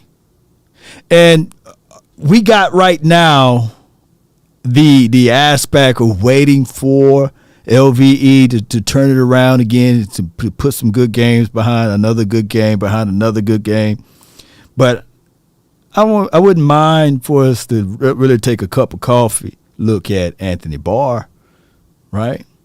Because that was one of the areas that we need more and more help with the linebacker situation and scenario. And if you look at the face, the countenance, you know, on Michael Parsons' face when good old coach Charles Haley is looking at him. Yeah. And think about this. You guys pay attention to LVE. He looks smaller. He don't look bulky up top as much. So if we're gonna put something on LVE, if he can get faster, quicker, and a point of contact to the ball or what have you, chase and hit, then shoot, that's a win-win for us. But we gotta go wait. And then of course there was me talking about Damone Clark and Devin Harper. I think that when you talk about cores of defenses, after your front, the core is still your linebackers. And I think that Harper, Cox, of course, Parsons is still in the mix, and Damone Clark, all of those boys are for the future. But for right now, you have a big question mark on Jabril Cox, and you have a big question mark on when Clark will be able to play. And let's be real with it. LVE is on a 1-year rental, on a prove-it deal. Yes, he looks slimmer. Hopefully that can translate on the field as far as his range and cover ability. 6'4.5". That can cover the hook area. Hopefully that can all work out for us, right? But we'll find out down the stretch. We will. We'll be good. Shout out to you, Sadiq. Shout out to you. We need to spend the cap on something. No reason to keep it. Yeah, you're right, Melton. Yeah, you need to spend the cap on something. No cap, right? I'm rooting for Story Jackson. Kid is brutal. We'll find out about Story. We'll find out about Story when the pads come on and everything else. All right, so what is this, 3:10 right now? All right, Cowboy Nation. Appreciate everybody for tuning in. I thank everybody for watching. Devontae Smith. This is from Akeem Smith. That's your cousin. Yep. All right. We're gonna do 30 minutes of phone calls. So let's do that, and then we're gonna rock. Okay, Cowboy Nation. I got it bounced. But we're gonna do 30 minutes of phone calls, and we're gonna bounce. For those who want to call in, give me your thoughts, give me your reactions of the show, give me your feedback of what you have in mind, and things that I may have overlooked. I got a clock countdown right here. I'll give you 30 more minutes of content. Let's go, Cowboy Nation. Let's go. Like they had all those guys, so the coaches was there, and I mean, I just came to practice every day, and This is Dee Williams. I guess the hard work. Let me know if y'all can hear audio.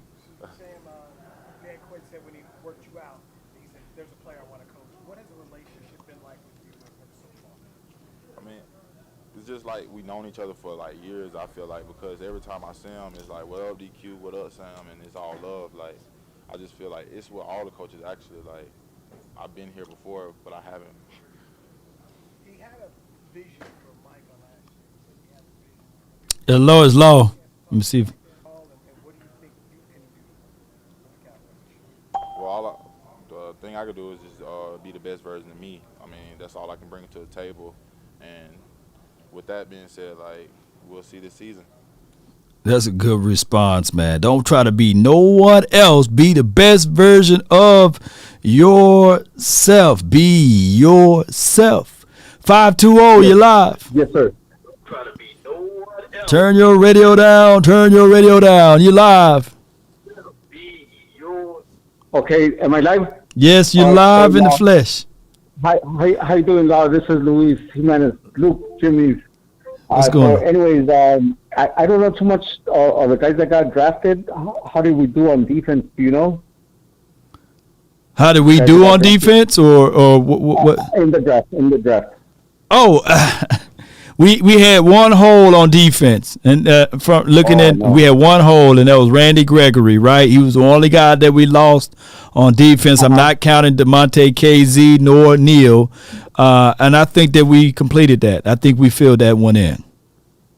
All righty. So we got a pretty good defensive end to cover for Gregory. How about, when before Amari Cooper got there, Dak was having a poor season.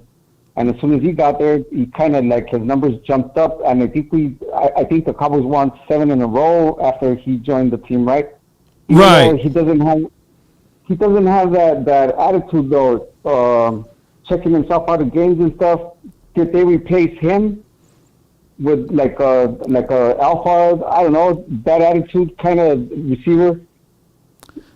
Well, I think that Cooper was a good part of development with Dak Prescott. You got to understand that was Dak Prescott's third year, and his number one target was Cole Beasley. a 5'9" guy. Okay. So I'm not trying to put lipstick on a pig, but I think that if people say that we only got better because of Cooper, that's a misstatement, because I think that collectively we drafted, we got guys like CeeDee Lamb now, and then on top of that, we have a more of a veteran quarterback now.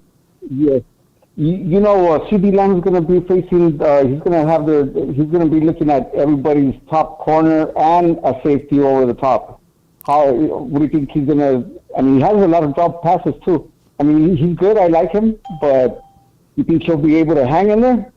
Well, that's what we're hedging our bets on, man. I don't have any tangible evidence that he will be like phenomenal. So that's why the season got to play out. Now he should know it, but every year I can tell you that CeeDee Lamb improves. So going into his third year, I'm looking for him to keep that improvement going. And then you know how players use the Cowboys to perhaps maybe get their payday a little bit better. Right. To better their payday. Do you think what's his name? Stephen Jones probably uses it the reverse, the mirror image, uses the players. Attaches his name to the players just so we can think that he's like some sort of GM or something, which is not. I could see that, putting his name to players to bloviate just a little bit. These are all good questions. They fair, Yeah. Yeah, it's good. Anyways, Rod, thank you so much for what you do. You're the best show that I can think of for Cowboys fans that we can't get enough of our team. You definitely right on point all the time, man. Thank you so much. Thank you for calling in, man. It's a good call from you. That's a good call from him, man. Louise, man, that's a real good call, man. So you guys get what I'm saying. It's like, Dak Prescott didn't get good until Amari Cooper came. Amari Cooper didn't get good until Dak came, right? And so it's both ways we can look at that. And then that was his third year ever, right? Dak Prescott, third year ever. And I can hear the people say, Lord, just been an apologist for Dak. Dak is trash, right? I had multiple people hit me up and said, that's average, Law, 37 touchdowns, 10 interceptions. Like, every quarterback is doing that? Come on. Like, if every quarterback is doing 37 for 10, then, man, the NFL is a good league, baby. I mean, God, dog, 37 for 10 is not nothing to sneeze at. Now, is he elite Dak? Remember last year, I said, man, you know what? I'm going to take that away from him. I'm not even going to go around and bang the table and say he's elite. Dak is just Dak. But let's not put him in the areas of being trash. Okay, Cowboy Nation, we got the 202. You live.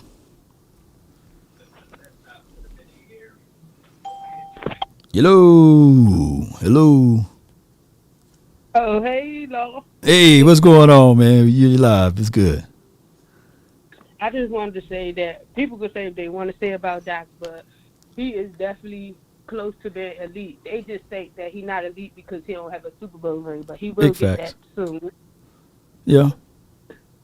And then I was watching RG, and I agree with what he said. He was like, our roster got worse, but our team got better. We filled in the right holes, and we good. I think this going to be a good year for us. Yeah, I mean, I feel that the Cowboys, it's about momentum. And if we can capture the momentum, the tone setter will be the first two games. Win, lose, or draw those first two games. I just want us to be competitive. And if we compete and then from there we grow. But I'm just looking for the mentality to change and the culture to change. And that's all dealing with the mindset. And if that can happen, man, the sky's the limit. Yeah, I agree. I wanted to ask you something. Do you think that Jerry and them put everything in Mike McCarthy and Dan Quinn hand? It was like, this y'all team, y'all do what y'all think best. Because I kind of get that vibe, but I don't know. But I think they did play a big hand in it. I think that Jerry knows that he need to pull back a little bit, and slowly he's giving Mike McCarthy and Quinn a little bit more. But Jerry's still Jerry though. And you're seeing that his son, Stephen Jones, is operating a little bit more. So that's why we see some things that's changing, but collectively, most of it's still the same, unfortunately. Yeah. Hopefully they could, at least so far this year. I think they're going to be just fine. I think Tyler Smith's going to do good. He's going to surprise a lot of people. Right. I think Dee Williams going to surprise a lot of people. And I think he might be running for defensive rookie of the year. And I only say that because if you think about it, him and Michael Parsons, who they going to block first? Michael Parsons. So he's going to have as many opportunities as he can to get to the quarterback. I mean, good points. I appreciate you for calling in. Thank you so much. Yeah, good talk. Thank you. Anytime. I'm going to answer that off air. I love expectations, and I do love a level of optimism, right? But we can hope if right now Dee Williams give me half of what Parsons did last year, I'm going crazy. Y'all won't be able to shut me down or hush me. I'm going gorilla crazy over here. I'm going to have the Spartan mask on that's behind me on my face. Y'all see the mask that's behind me? I'm waiting for it. I'm going to put it on. I'm going to go crazy. If he have half of the season that Parsons had. But even if this right here, for levels of optimism, even Parsons, if he have half of the Parsons season that he had last year, if he had both of those having half of the seasons, right, of what they had of each other, shoot, I'd still be happy with that. Believe it or not. But winning is what matters, right? And that's what I'm looking for. And I'm quite sure 4.4 speed translate, 4.3 speed translate, and whatever D-Law can do on his one-on-ones on the outside, because they can't no longer double team and triple team him. Remember, for a long stretch, it was double teaming and triple teaming Dee Williams. Jeez. D-Law, all these D's. Let me say this right here from the 202. You've been waiting live over here. You're live from the 202. Another 202. What's up, man? Nothing to it. Talk to me. Hello? What's going on? I'm not a Dallas fan, to be honest with you. That's cool. I'm a Philadelphia fan, and I'm just tuning in just to check in because I mess with you on your content, whatever. You seem to be a pretty much realist when it comes to this football thing.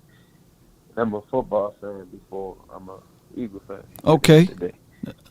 So my thing is, okay, I hear a lot of y'all calling in, and you as well. I'm real big on this Sam Williams guy, or you call him D Williams, I'm guessing.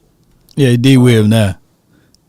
What is it about him that you all really believe that he's anywhere near what Parsons was coming out of college? No, everyone knowing that Parsons was going to be something before he even came into the league, if you really know football. And then put it like this. No, hold on. I gotta cut you off right quick on this one. So you mean to tell me that your organization and franchise knew that Parsons was going to be the Parsons that he is right now, and you moved up to trade up to get Devontae Smith instead? You got to think. Well, I'm not saying that my organization says anything. This is me as a football fan. You as a football fan. Well, go ahead with it. Because I just had to make sure, because I don't think no one knew that Parsons was going to be Parsons. Unless they from Penn State. Other than the outside effect of his off the field, whatever they had going on, right? Stuff like that. You right. can clearly see the talent that he possesses, and if you use him properly, he can do amazing things.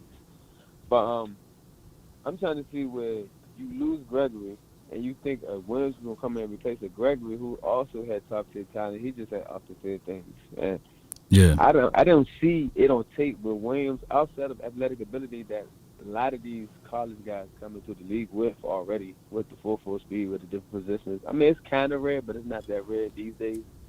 So edge guy running 4.4 is rare.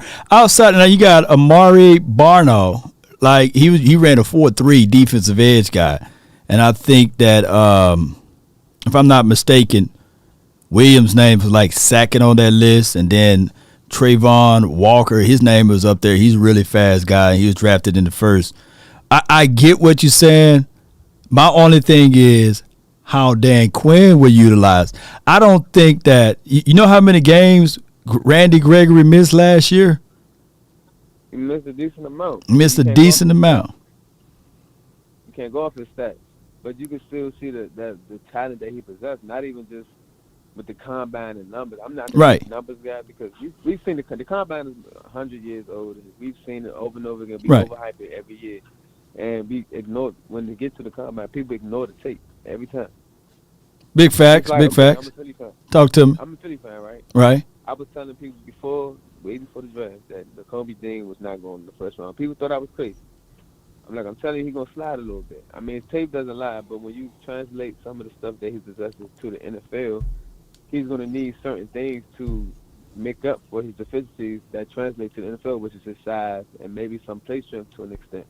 But now that we have a Jordan Davis who he had in front of him to keep a lot of people off of him in college, we kind of skipped the beat with him making that transition because he's got that same guy right in front of him with the communication skills already locked in for him to transition to the league properly without any side effects or setbacks.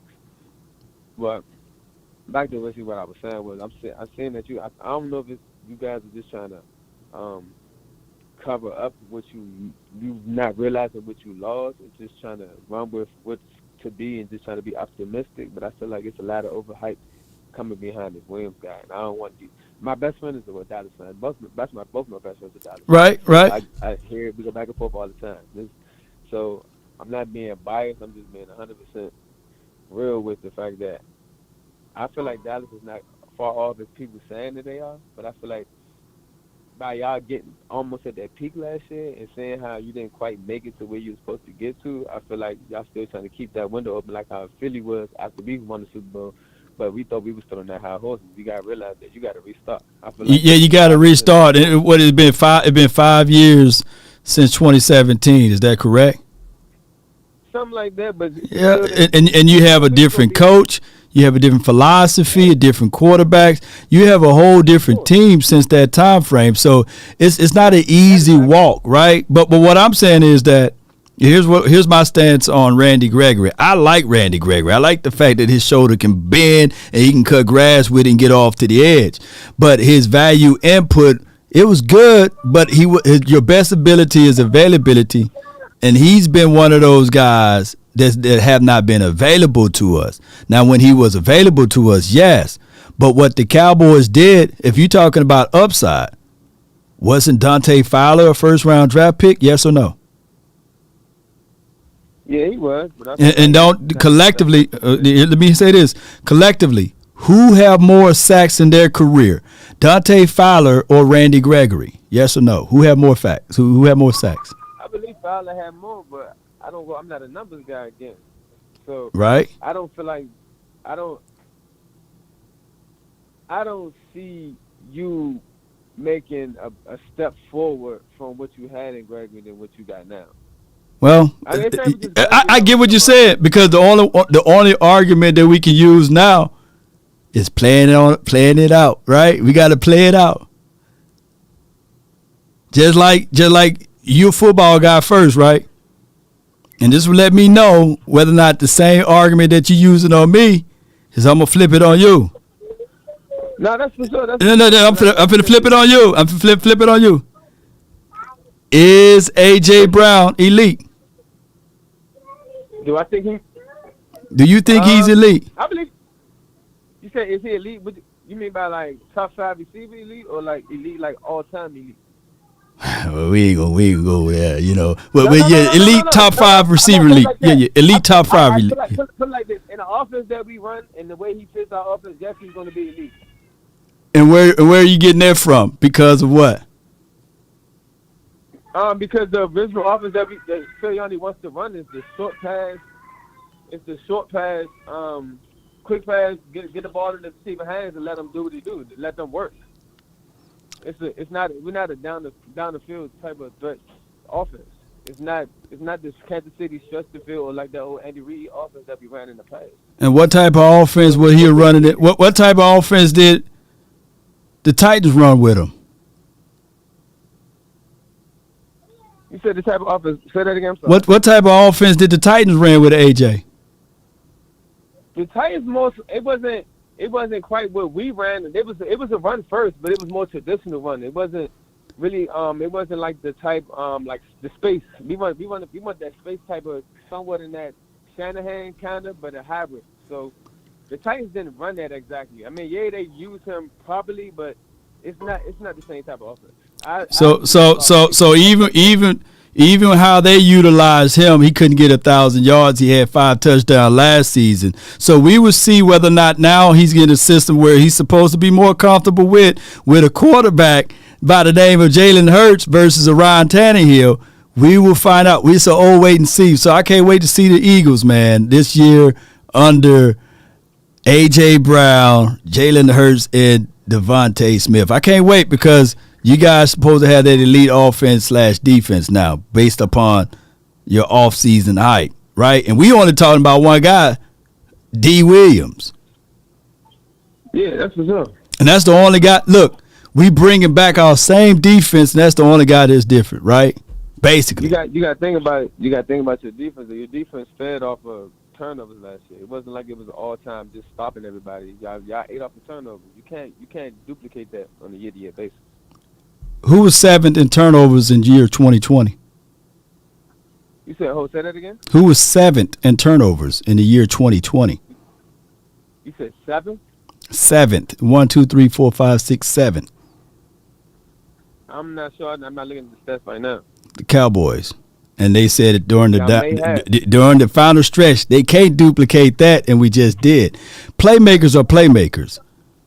See, they wasn't turnovers from the pundits and the critics, and then you echoing what somebody else said.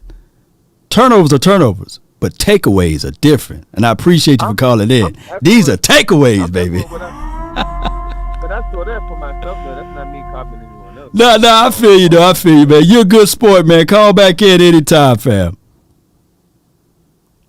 For sure, I got you. Appreciate you, man. Good call from here, man. But, you know, that's the difference between turnovers and takeaways, right? We take the ball away, meaning that we're going to create pressure so that your quarterback don't have the ability to go through his reads and he throw an ill-advised pass. If you go back and look at the interception that even we got against Danny Dimes, you know, the multiple interceptions that he threw against us, those were takeaways. D-Law came and he hit his hand. So I want you guys to look, and even if you go back and watch the Eagles tape, whether it's week 1 or week 2, or whether it was the first week we played them or the final stretch that we played them, it was the aspect of pressure causing Jalen Hurts to stare down his one read out of Devontae Smith, right? And he stumbled on his route, and Diggs the ball away. He took the ball away. It was more of a takeaway. Now, granted, you live by the 3, you die by the 3, right? As they say in basketball. So if you live by the turnover, you can die by the turnover. That's why we have pieces and places like a Dee Williams, who's not asked to be end-all, be-all guy, right? That's why you added in a Dante Fowler. My biggest question mark during this offseason, you can really point at Dorrance Armstrong, right? You didn't really have to pay that man, but they looked at it like, hey, they skating because Randy Gregory was missing. We didn't get a chance to him up, and it went south for us with that. So it is what it is at this point. He do have a good point on that one. Let me bring in, I believe, the 405. You're live. You've been waiting patient. What's good? Talking to me? Yeah, you live. It's good. What's good? You live. Okay. Well, hey, Law, I watch you all the time. My wife gets mad at me because I'm always listening to your podcast. But I tell you it's for a good cause. Yeah, for good cause. I do want to say, a couple of episodes ago, you were talking about grading the off season. Right. And I give it a B because even a lot of people complaining about, we haven't did the splashy free agents, but I feel like we signed a lot of our own players back. Right.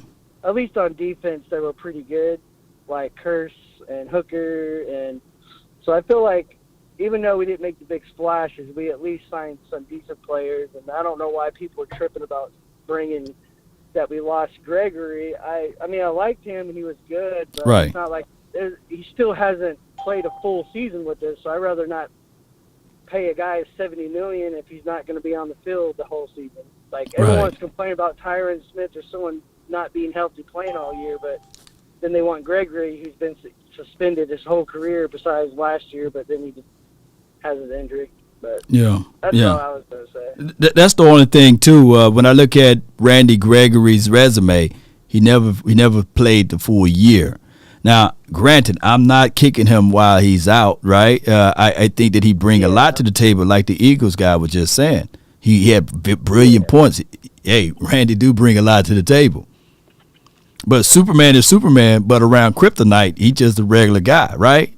You got to play. Right. And Randy Gregory had a lot of kryptonite around him, and he was not able to live up to that Superman status. He never gave us double-digit sacks. Now, in the same year, there was a guy by the name of Dante Fowler who bounced from team to team, right? But one can argue that he had to stay at Jacksonville. He had 8 sacks there multiple times, right?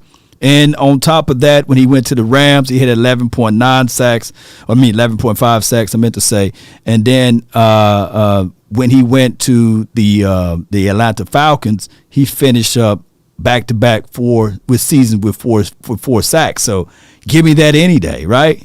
If I can get 4 sacks out of Dante Fowler, and if this Dee Williams guy can give me 4 sacks, I'm throwing a parade. That's 8 sacks.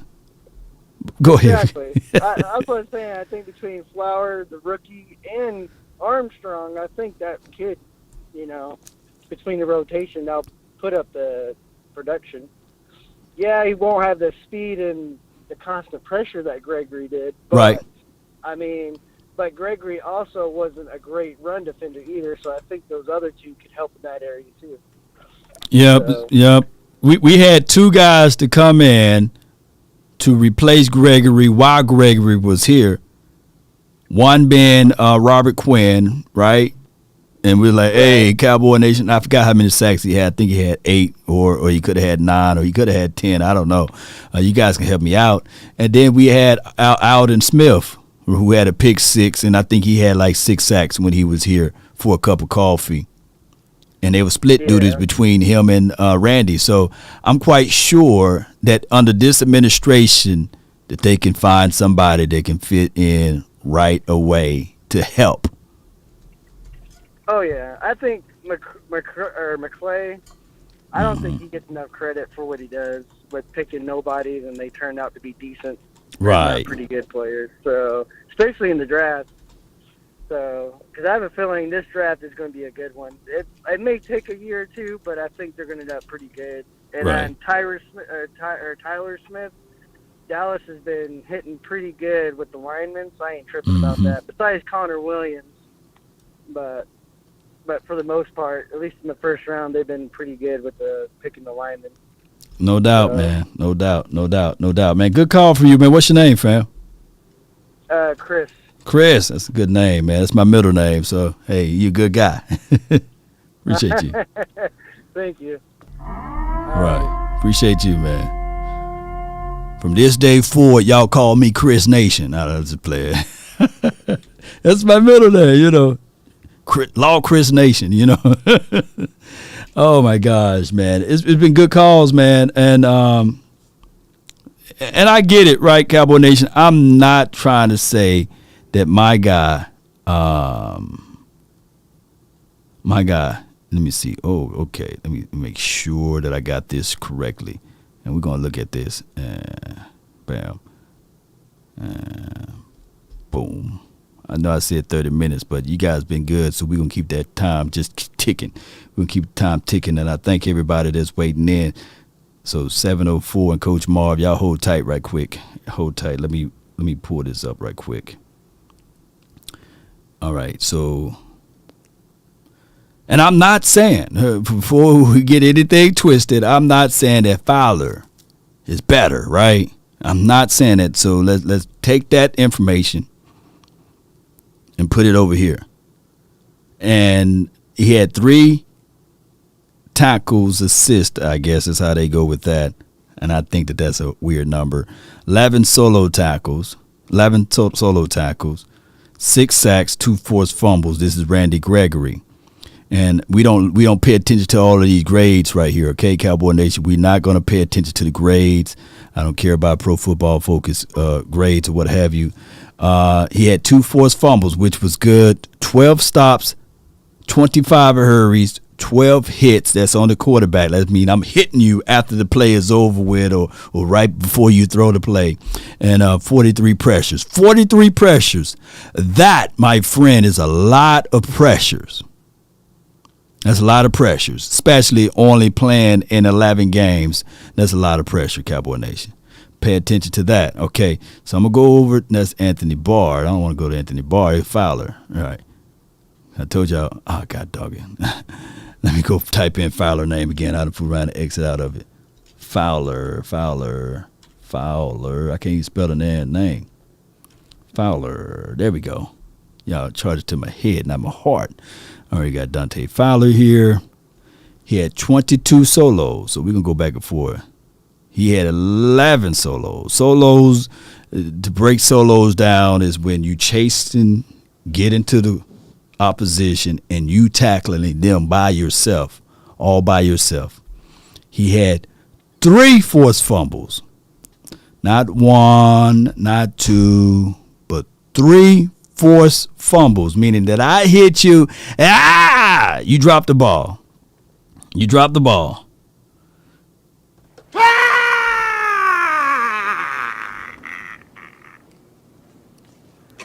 That's 3 forced fumbles.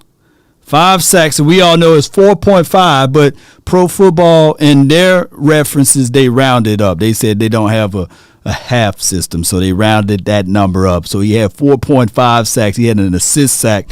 So if you look at the tape, it was like he was wedged in. He shot through the B gap, and the other opposition guy, I think it was Deion Jones, he came off the edge, and boom, they hit each other, and they counted that as a half sack, okay? All right, so we're looking at total pressures. He had 30. Remember, Randy had 43, so that's 13 more hits. Randy Gregory had 12. This guy had 5, right? Oh, hurries, he had 20. Let me see what Randy Gregory had. My memory is not that great. He had 25. Randy Gregory had 25. He had 20. So now we're looking at all of this. I think under Dan Quinn, if I'm going to be real 100 with y'all. If Fowler can come here and give me 3 forced fumbles and give me 5 sacks and 22 solos, I'm straight. That's all I'm trying to say. And granted, we're going to miss. I really miss my homie, even though you're gone away. Oh, I really miss my dog. I miss my dog, Randy. I'm going to miss him. But, man, we got Fowler and we got Dee Williams now, Randy Gregory is better. Look, that's the given point. Randy Gregory is better. But we don't know what Dante Fowler going to be like here. And let me just say this one time. Let me see what year it was. 19. Come on, pull around, baby, pull around. While that thing loaded. Randy Gregory never had 11.5 sacks, right? Or 15 sacks, whatever the number is. Randy Gregory never had 15 sacks. He had the possibilities to having 15 sacks. That's 2019. So if I can get this Fowler,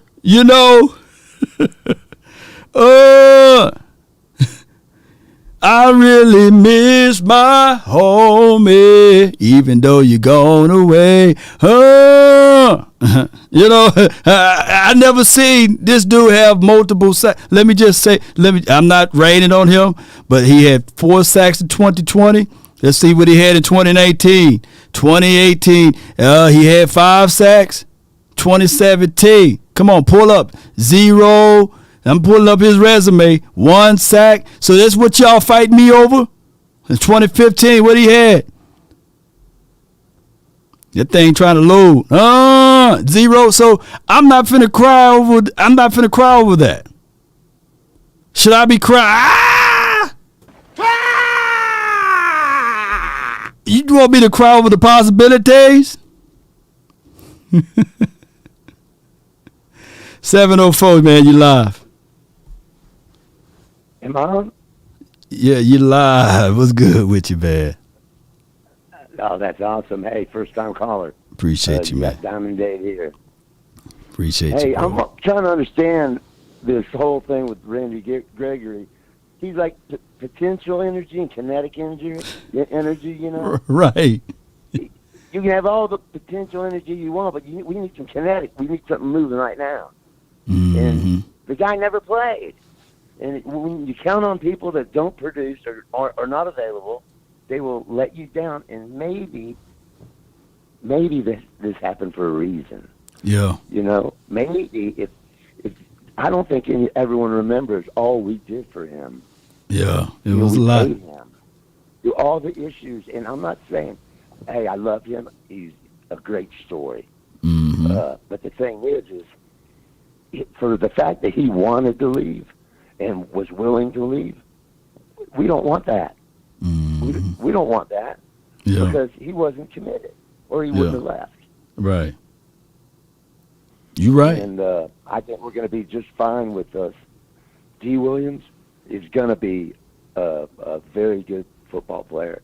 I know people are getting a little down on him, like maybe he's not going to be as good as Randy Gregory, but Randy Gregory never played. Right. Let me pull up Randy Gregory's rookie year. You know, and I'll take the 12.5 sacks. 12.5 sacks in college. You know what? Tell me how many people had more than that. Yeah, I mean, you're right, if man. If he just shows up for 17 games, shows up, he's done more. Yup.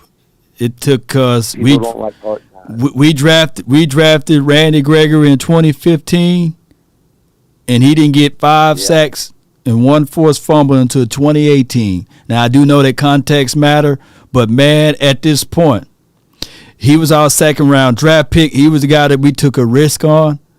So all my guy got to do, if Dee Williams give me 6 sacks, he would trump all what we ever got out of Randy Gregory up until that point. I'm looking at his resume. So all I'm looking for is 6 sacks. You know what? And people don't like part-time players. People like people that show up and are available and are ready to go to war. And that's what we need. We need people that are showing up. Yep. And here's the thing. I pray and hope that Randy Gregory in Colorado have a wonderful time over there. I'm not that guy. I met his father. I met his mom. His mom is such a sweet lady. And I absolutely love the Gregory family. You know, they are really good, wholesome people. And I hope that he can turn it around over there. And I hope all is well, by the way. Absolutely. I agree with you 100%. But sometimes it's time to move on. It's business, and I think man. we need to move on. No doubt, man. I appreciate you. What else you have for the show? That's about it. Just, hey, I live in Charlotte, North Carolina. First-time caller. But I'm moving to Big D in about 2 months. Oh, wow. Have you ever been to the game and everything?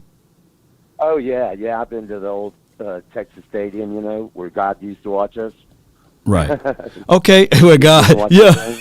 I think he kind of closed his eyes and watches now. But you know, this is the thing. Week 1 and week 2, we have Cowboys experience events, and I would love for you to come out, man. It's an event where you can kick it back and hang out. It's no pressure. We're gonna have some players there, and I would love to meet you out there, man. Absolutely, I'll come down, and my whole family is in Dallas. I'm just getting ready to make the transition. Oh, Look forward to being down there, and I will definitely come see you.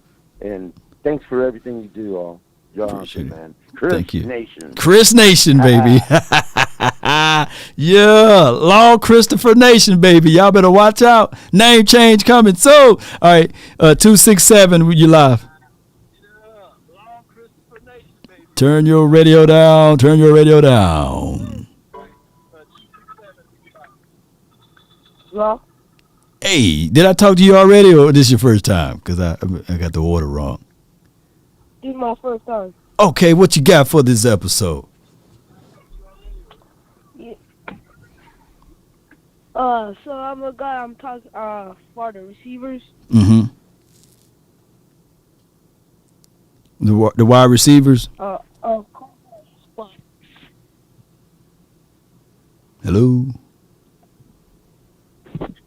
Hello. Our boy, James Washington. James Washington. Okay. Oh, you want my thoughts on James? Huh? You want my thoughts on James Washington? Yeah. Oh, I think that he's a gritty receiver, subtle speed, great separation at the top of his route. I don't see him much in press because they didn't really line him up so that he can get pressed. One of his better games, if you can look back last year, the Steelers versus the Vikings game. I lost you, bro, but I'm just going to answer your question off air. But I appreciate you, man, so much. If you look at the Vikings game, Vikings versus the Steelers game, there's 2 plays that he got behind, and I know that this guy is long in the tooth. What's Peterson's first name from LSU? God dog it, the DB Peterson. He got behind him, caught a touchdown on him. He burned him for a couple of yards, 2 down the field.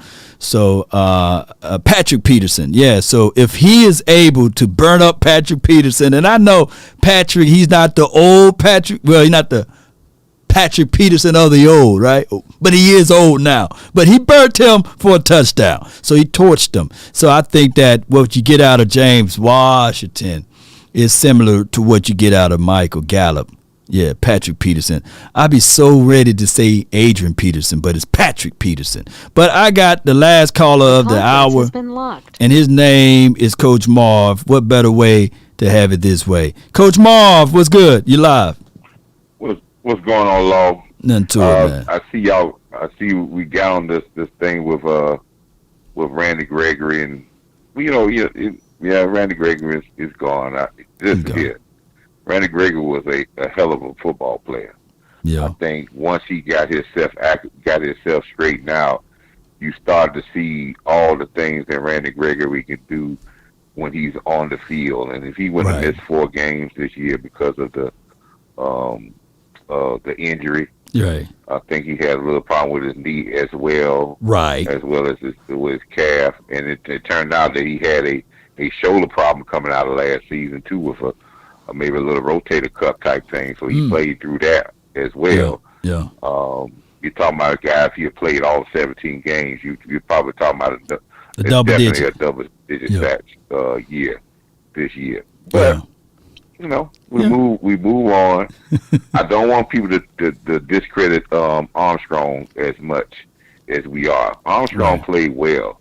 I'm not saying his sacks are I understand his sacks may have not been like Randy Gregory, but Armstrong did not play bad at all. He didn't. And I think Armstrong has improved a great deal in his time there. I don't think he's not saying he's the comparable to Randy Gregory, but he's not trash either. Right. And he's not. He's not. And Fowler is not trash. So I think we did a lot of things to address the depth in that position, as well. We have some other guys. So I don't think it's going to be as bad. I want to pump my brakes a little bit. Right. On the Dee Williams. I'm pumping my brakes on him a little bit because I want people to understand it's going to be tough for what I have seen of him. Mm-hmm. If you don't put him in spots where he, like Quinn said in his interview, which I love his interview about doing things that he does well. Mm-hmm. He's not going to be a full-fledged defensive end now where he's a down in and down out guy. Right. Getting off on the run blocks and all that. So they're going to put him in situations where he does well, and I think he'll get more comfortable as the season goes along. I'm looking for him to make splash plays and the things that he does well as Fowler.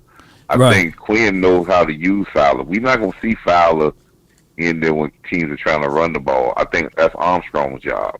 I don't think you put those guys in trying to set the edge. I definitely don't think Fowler is a setting the edge type of guy. But as a speed rush, Fowler can get up and go. Fowler can, and that's my whole point to the Eagles caller. He's a good guy, the Eagles caller. He was saying that, hey, why are we putting all of our stocks into what's his kid name, Williams, right? And it's hard for people to see the picture when they are in the frame, right? And I always look at it like, never look at it as an isolated situation. Speed is speed, and what the Cowboys should do is, like you said, situational downs. Put Williams in at third downs or what have you. But at the point, I think that Fowler, it's just my thoughts. I think that Fowler would win the starting job. I think that the backup for D-Law on that other side, Golston, he will win that backup role. Number 2 would be Dorrance Armstrong. And as your third down or your third rep specialist, it will be Williams. What's your thoughts on that? Well, because a lot of people sleeping on Golston. This is what I think the D-line is going. When we start off the season, the grass has a lot to do with this. Big facts. This is the four down linemen I'll have, right? Mm-hmm. The one technique probably would be Delgado. Also be a 3 technique guy. Okay. You're gonna have D-Law on the other end, and I really do believe the season's gonna start off with Dorrance Armstrong on the other end because of the fact of what I was just saying. Armstrong is gonna be better on the run than Dee Williams and definitely Fowler. Okay. Fowler and what I think this defense has showed last year is that their ability to stop the run gives you the right to hunt the quarterback. Mm-hmm. So now, if you get that stopped, now you bring your racehorses like Fowler, Dee Williams, all those guys come in, and now you have multiple guys to hunt the quarterback. But I do not want those guys in there to try to face the run, because if you can't stop the run, you don't earn the right to hunt the quarterback. Right. So that's where I think we're going, but it's not to the point where I'm discrediting Fowler or Dee Williams as not starters, because as we have seen last year in Quinn's system with multiple players playing, I don't think no one, if you pull up a stat about how many snaps, total snaps that the defensive lineman got, if you look at the last half of the season when we had a full defensive line, nobody played over 25 to 30 snaps. I'm going to look that one up. Even D-Law and Randy Gregory came out on snaps. Right. And both of those guys came back from injuries. D-Law came back from a broken foot, and Randy, of course, he had the calf thing, like you said, Yeah, and that's what Quinn does. He's going to have these people put in situations where they do things well. Now, when you get into the games and we get up and we see teams that are definitely pressed to pass the ball, you're going to see Fowler and probably Dee Williams more out there than you're going to see Armstrong. Right.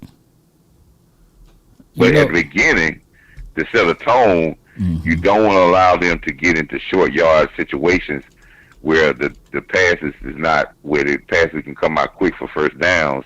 If they get in long yard situations because we are able to stuff the run or deter them from running the ball, then we allow Dee Williams to do what he does well, and we definitely allow Fowler to do what he does well as Parsons. No doubt, man. That's what I see, though. You spitting at me now. I don't think Armstrong is giving up this.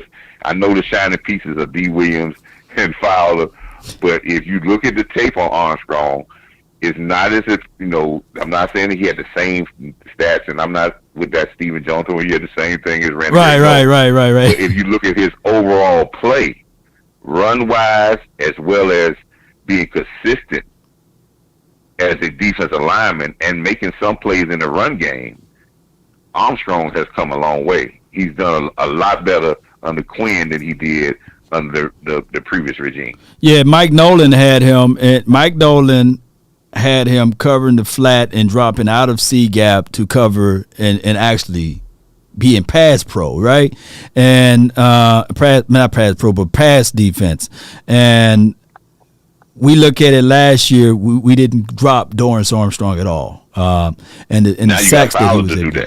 Yeah, you can have Fowler. Fowler do have that flex, position to flex. That's right. Now you got that, and they did that a lot with Randy Gregory sometimes. Yeah. But now Fowler gives you that piece that you lost with Randy Gregory, but now you still need that toughness, and you could bring Dee Williams along slowly because again, he's going to be situational. And he's going to develop the skills. And Dan Quinn is keep telling people that we got great qualities of him. We're going to get those things and let him do those things well to build a confidence in him. And as we build, we don't need him directly to be a down in and down out defensive end because we got so much depth. No doubt, man. Coach, man, it's always a pleasure hearing your voice. And I can't wait to see you this year as well, going to one of the games. And I'm pulling for you, man. I hope you win one of those tickets as well. That OT is all right, my out. brother. But I appreciate y'all, you. Like I said, man, keep pushing the word, Law. Keep pushing the word. No doubt, Coach. Appreciate you.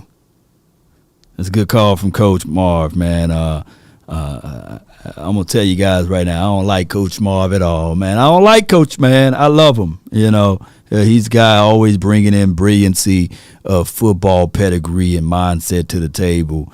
And for those levels of experience, he forgot more football than I know because he's been on this dimension longer than me as it relates to talking football. And I like that. Somebody that can give me a different point of view.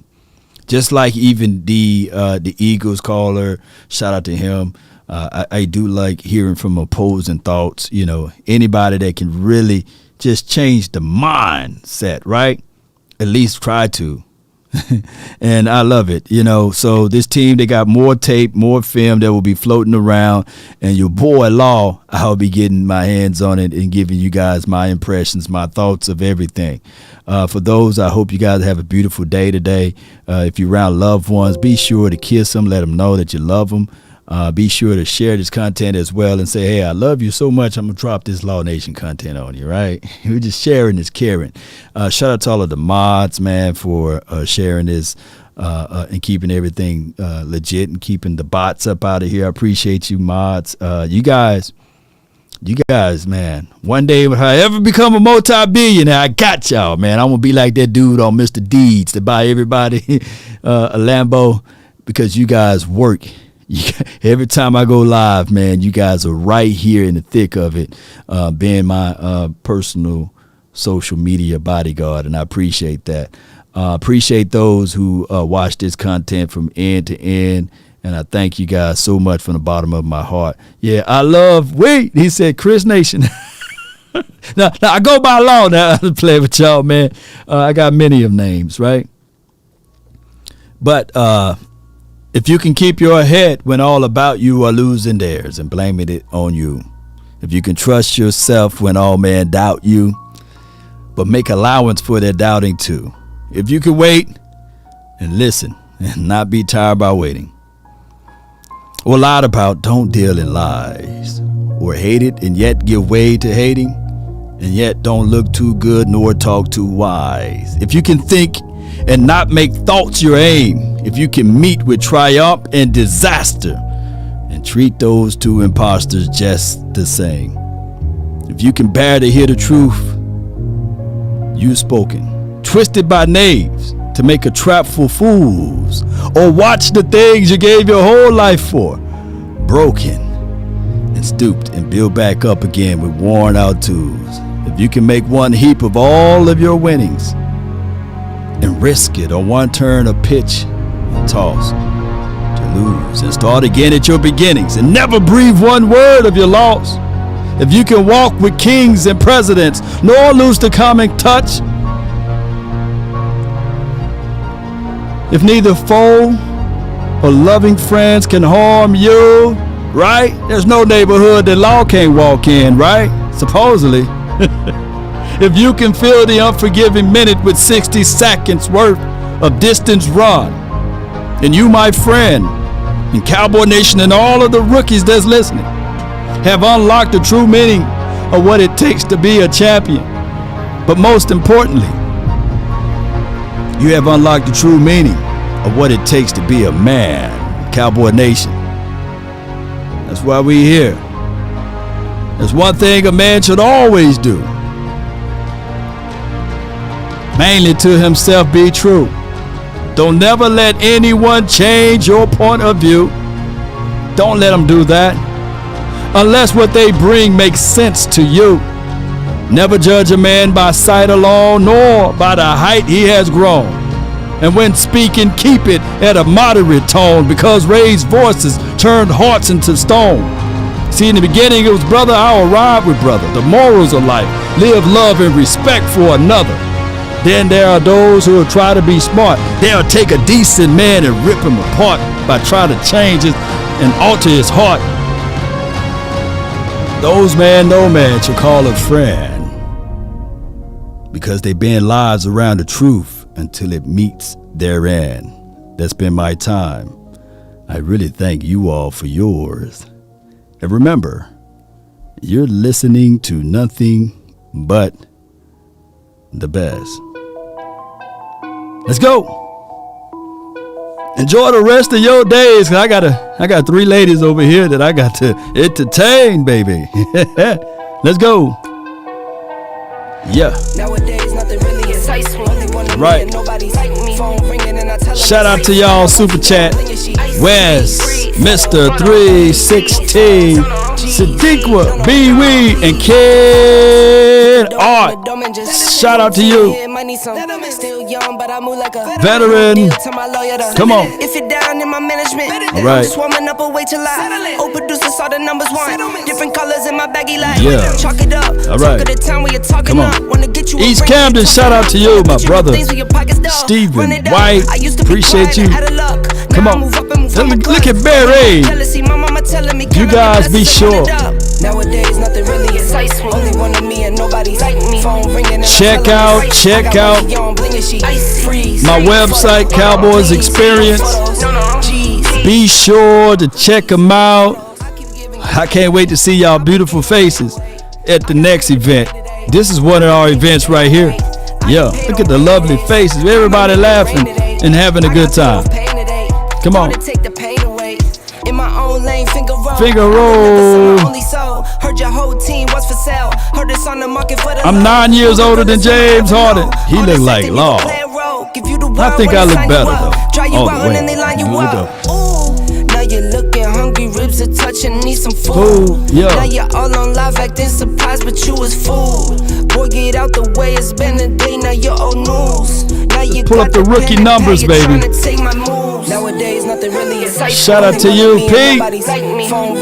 Let's go. I got wifey on blinging, she freeze, photo, please, no photos, G's. Watch out, this siren, come on. No photos. Hey. Oh.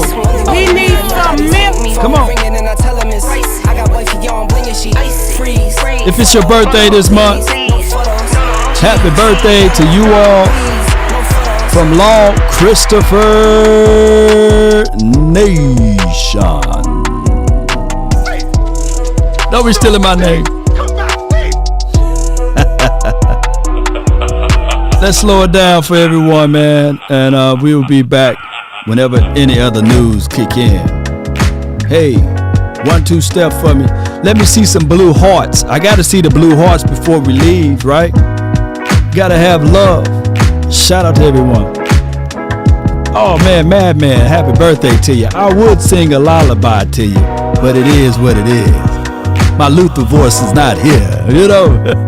Let these boys sing it. Take a drag of my cigarette. Hey. Breathe me out, breathe you in. Come on. Yeah. Yeah. Come on.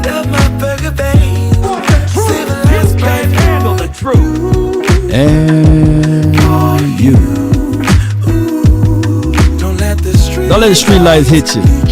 All alone. Come on. Sing along with me, baby. It's danger. Come on. Put the shades on.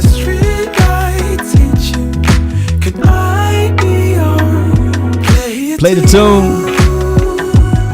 I'll follow. Wherever you go. Hey. Whatever you do. Play the tune, baby. Happy birthday to you, man, though. Hey.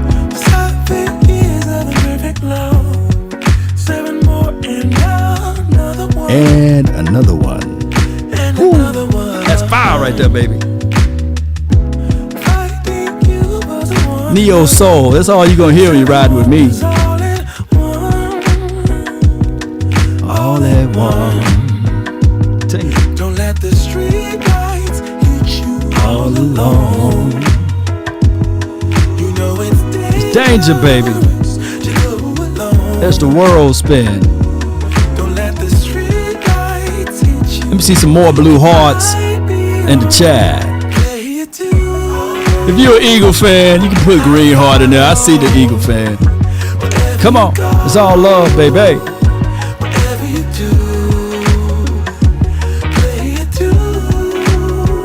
Shannon, appreciate you. Jameson Taylor, appreciate you. Oh, man. Benny Blaze, shout out to you.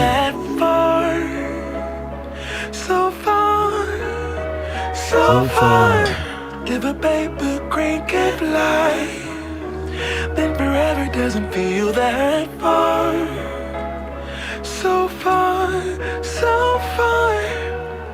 If a paper crane can fly, fly on. And remember, fly on. You're listening to nothing but the best. We about. Peace. I got Bell up there. That's my dark horse. I'm rooting for him. I am. So I can hear when he cracks somebody.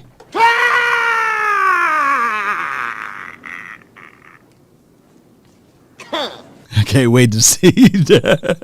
Well, what I'm saying is that there are known knowns and that there are known unknowns. But there's also unknown unknowns. Things we don't know that we don't know. It's Mr. Nasty time. You're going to be that right there, baby. Oh, you think darkness is your ally?